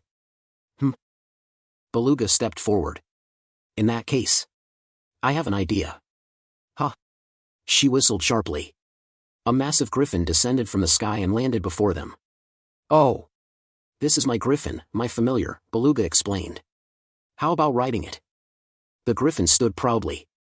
Whoa, awesome. In that case, I'll gladly accept. Shield tried to mount it, and was immediately shoved away, tumbling to the ground. Shield-sama. They rushed over in shock. I'm sorry, Beluga said quickly. She doesn't usually behave like this. The griffin cried out defensively. Shield rubbed his head as he stood up. No, it's fine. Ever since way back, wild animals and monsters tend to dislike me when I'm using barrier magic. There's no helping it. I should deactivate the barrier for now. How long has it been since I deactivated it? This is embarrassing. He gently rubbed the griffin's chin. Oh, she's not avoiding me anymore. Well then, shall we go? The griffin shot into the sky like a bullet, soaring high before stopping midair. Is this position okay? Beluga asked. Shield nodded, focusing. He created a flat barrier, vast enough to cover the plains, and slowly lowered it. Azazel and the others stared in astonishment. To create something that large instantly. Put it down, carefully. Shield felt dizzy and nearly collapsed. The griffin spread her wings, holding him steady. Thank you. His hands trembled. As expected, emitting this much magical power in such a short time is hard, even for me. If I lose focus now, I won't be able to control a barrier this large. Stay focused, slowly, carefully. Phew, the barrier descended. How about this? The barrier struck the ground. Boom! Every landmine detonated at once. The barrier pressed down from above, containing the entire explosion. Azazel's eyes widened. I see. This way we can deal with everything at once without missing a single mine. As expected of Lord Shield, Beluga said. Shield dismounted from the griffin. If we leave it alone for a day or so, it should settle down completely. Suddenly, Beluga turned around. What is it? Shield asked. I sense something, here. Behind the trees, a dark elf spy has observed everything happen and laughed sinisterly. Shield waved it off. This area's dangerous. That's probably why no one comes here. It must be your imagination. They returned. A few days later, inside the mansion, Azazel reported, we dispatched troops to reconfirm the area. As expected, none of Bomber's legacy remains. Oh, that's good. We also received word from Brooks. The warships have been successfully procured, and Daigo's shields were completed in time. Everything is progressing smoothly. If this continues, we should be able to defeat the Dark Elves without difficulty. Regarding the Dark Elves, Azazel continued. Is there a problem? According to the elite reconnaissance unit, they appear to have allied themselves with pirates operating near Myre. What? I thought there were no pirates left in Myre. Until now, they were only involved in small-scale plundering, so we hadn't taken action, Azazel explained. But now they've joined forces with the Dark Elves and expanded their numbers, about 30, centered around an island base. I apologize for not reporting this sooner. No, that's my fault, Shield said calmly. I didn't even know such a group existed. He smiled. Shall we show the Dark Elves, and the pirates, the difference in power? One more thing, Azazel added hesitantly. The reconnaissance team requests that you praise them. Huh. They entered deep into the Elven island without permission to gather information. That's going too far, Shield said. It seems they managed to return safely this time, Azazel replied. But from now on, I'll keep a firm rein on them. Yes, please do, Shield said quietly. If you lose your life, then all achievements mean nothing. What truly matters isn't territory, he continued, but the people who live within it. That information is, well, the report states that the Dark Elf army numbers around 30,000. How many soldiers do we have right now? Based on the reports, around 80. Shield trembled, tears forming in his eyes as he calculated. And I dared boast about teaching them the difference in power. That's why it's important to keep them in check with this battle on the deserted island, Azazel said. It seems there are about 30 of them there, including pirates and Dark Elves. All right then, Azazel. Could you bring about 20 elite members of the demon tribe with you? This time, I don't want to suffer any casualties on our side. We'll go with the strongest possible formation. Yes. Understood. I have only 2 orders for you, Shield said firmly. Don't let a single one escape. And don't let a single one of you die. That's all. On the island near Myre, a Dark Elf sat calmly on a chair while a pirate complained loudly. Hey, when are we going to attack Myre? Are pirates always this noisy? The Dark Elf replied coldly. A messenger spy just reported that the Shield guy has departed. He'll be here soon. What are we supposed to do when he gets here? Keep Shield subordinates away from him. That's all. Then what's next? That's it. After all that's left is to wait for his fortress to collapse from the inside. He opened a cage covered with cloth. Inside were humans, women and children, tied up. Far out at sea, a warship advanced toward the island. On board stood Shield. Lord Shield, we'll be arriving shortly. I honestly don't think anything will happen, Beluga said casually. But if something does, I'll become a human shield and protect you. It's fine, so don't worry, Shield replied. No matter how much they attack from the outside, they can't destroy this warship. So you two can head to the island without concern. We've arrived. The demons began flying toward the island. Shield shouted, I announce to the Dark Elves and pirates. If you surrender now, I will spare your lives. You're the one who'll be begging for your life, Shield Rayless. It seems peaceful negotiation is impossible. If that's the case, it can't be helped. Don't let a single one escape. On the shore, pirates and Dark Elves formed defensive ranks. Confident demons descended from the sky. The warship approached close to land. A female Dark Elf archer gave orders to the other elves. Wooden fences were meaningless against enemies who could fly. Caprice laughed. It's been a while since I felt this excited. The giant demon muttered. I hope I don't draw the short straw today. Tick-Tock complained. Do I really have to get involved in something this silly? Arrows rained down.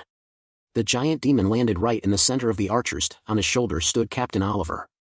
As arrows continued to strike him. It tickles. Here we go. With a single swing, he slapped them away like mosquitoes, sending bodies flying. The female archer grit her teeth. I'll settle this quickly. She enhanced her legs with magic. And Caprice appeared before her. Oh? A speed contest? I'm in. When did she? As the archer drew her bow, Caprice had already moved on. It's too late. The archer was cut apart as Caprice continued cutting down soldiers. Azazel arrived. Pirates surrounded him on all sides. These pests are annoying, aren't they? I'll get rid of them all at once. Corruption magic. They were wiped out instantly. Azazel is so cool, Oliver muttered. He closed his eyes tightly. Me too. Hey, a blonde Dark Elf soldier mocked him. Did something get in your eye? He was the brother of the Dark Elf commander. Make sure you keep your eyes open. So you can see who kills you. As his sword swung. Oh, Oliver said calmly. I get it. He struck. The elf's left arm was severed, and he screamed in pain. His sister noticed and shouted in fury. Shield observed everything from the warship. All right. Is it finally my turn? Should I trap them all inside a barrier spell so they can't move at all? He ordered the ship to move closer. A soldier ran to relay the command. We're moving the ship forward. Pour magic into it. Inside, a mage operated the ship. Yes. He clenched his teeth, tears falling as he stared at a family photo. The same woman and children locked in the cage. They kidnapped them, to blackmail me. It can't be helped. I have to save my family. He placed his hand on the floor. Trembling, he cast fire magic, tearing the ship apart from the inside. Water rushed in. The ship shook violently. Huh. Shield said. It feels like the ship suddenly lurched. Lord Shield. Water is flooding in. What? Destroyed from the inside, how is that possible? The cargo shifted violently. Evacuate everyone immediately. The ship sank as Shield climbed desperately. Lord Shield. Beluga shouted, but a pirate blocked her path. Huh? Where do you think you're going? She whistled. The griffin descended. The pirate froze in shock. Griffin, I'm counting on you. Protect Lord Shield. The ship nearly sank completely. Shield clung to a barrel. Wow, at this rate, I'm going under. Then he saw the griffin. Griffin. He mounted it and took flight. A dark elf noticed and smirked. He disabled his barrier. Aim at Shield, fire simultaneously. Shield was shocked. How do they know I removed the barrier? A massive wall of arrows filled the sky. The griffin froze in panic. This isn't arrows anymore, it's a wall. There was a narrow gap, but impossible to escape at their speed. What do I do, Shield? Beluga appeared. She raised her sword. Beluga? She struck downward, forcing both Shield and the griffin through the narrow gap. Shield coughed up blood. Caprice and Oliver watched in horror. Beluga, what are you doing? Shield escaped, but Beluga remained. Lord Shield has escaped. At this rate, Beluga will. Beluga. Arrows pierced her from every direction. Blood burst forth. She fell. Silence. Beluga. Shield rushed to her, erecting a barrier. She's still breathing, unconscious. A dark elf laughed. How ridiculous. Do you think this is time to play house? This is our chance. Coordinated attack. Armored soldiers advanced. But a massive barrier wave exploded outward, blowing them all away. Barrier magic. Is this really barrier magic? The dark elf looked shocked. Shield focused, sealing Beluga's wounds with a barrier. Azazel. Take her to the royal physician immediately. Leave the rest to me.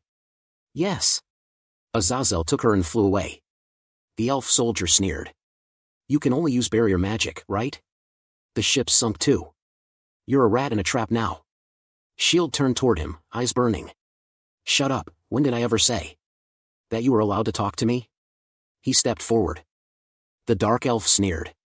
Even if you walk so arrogantly, suddenly, the elf soldiers near him dropped to his knees, as if an immense pressure had descended upon him. One after another, more soldiers collapsed. What the hell are you all doing? Why are you bowing down?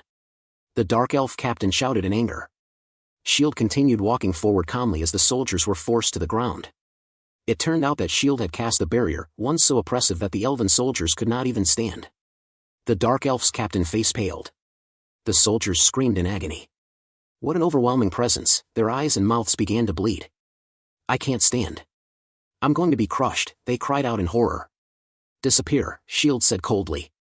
In the next instant, the elven captain was crushed to death. Bodies piled around Shield as he looked upon them without emotion. Far above, in the sky, a gwyver circled. Mounted upon it was a dark elf wearing an eye patch. The scout observed everything. As expected. This is no ordinary barrier magic. He spoke calmly. Well, the assault captain was a bit too pushy. That was his flaw. He turned the gwyver to leave. We have achieved our objective. Let us return and report to Lady Idea. Within the Elven nation, a dark elf stood beside a window, holding a wine glass. A dark cloak draped over his shoulders. The scout appeared before him and knelt. All members who participated in the local battle, including the assault team leader, have died. The dark elf let out a faint chuckle. Is it truly necessary to report every time a few insects die? My apologies. However, we have made some gains.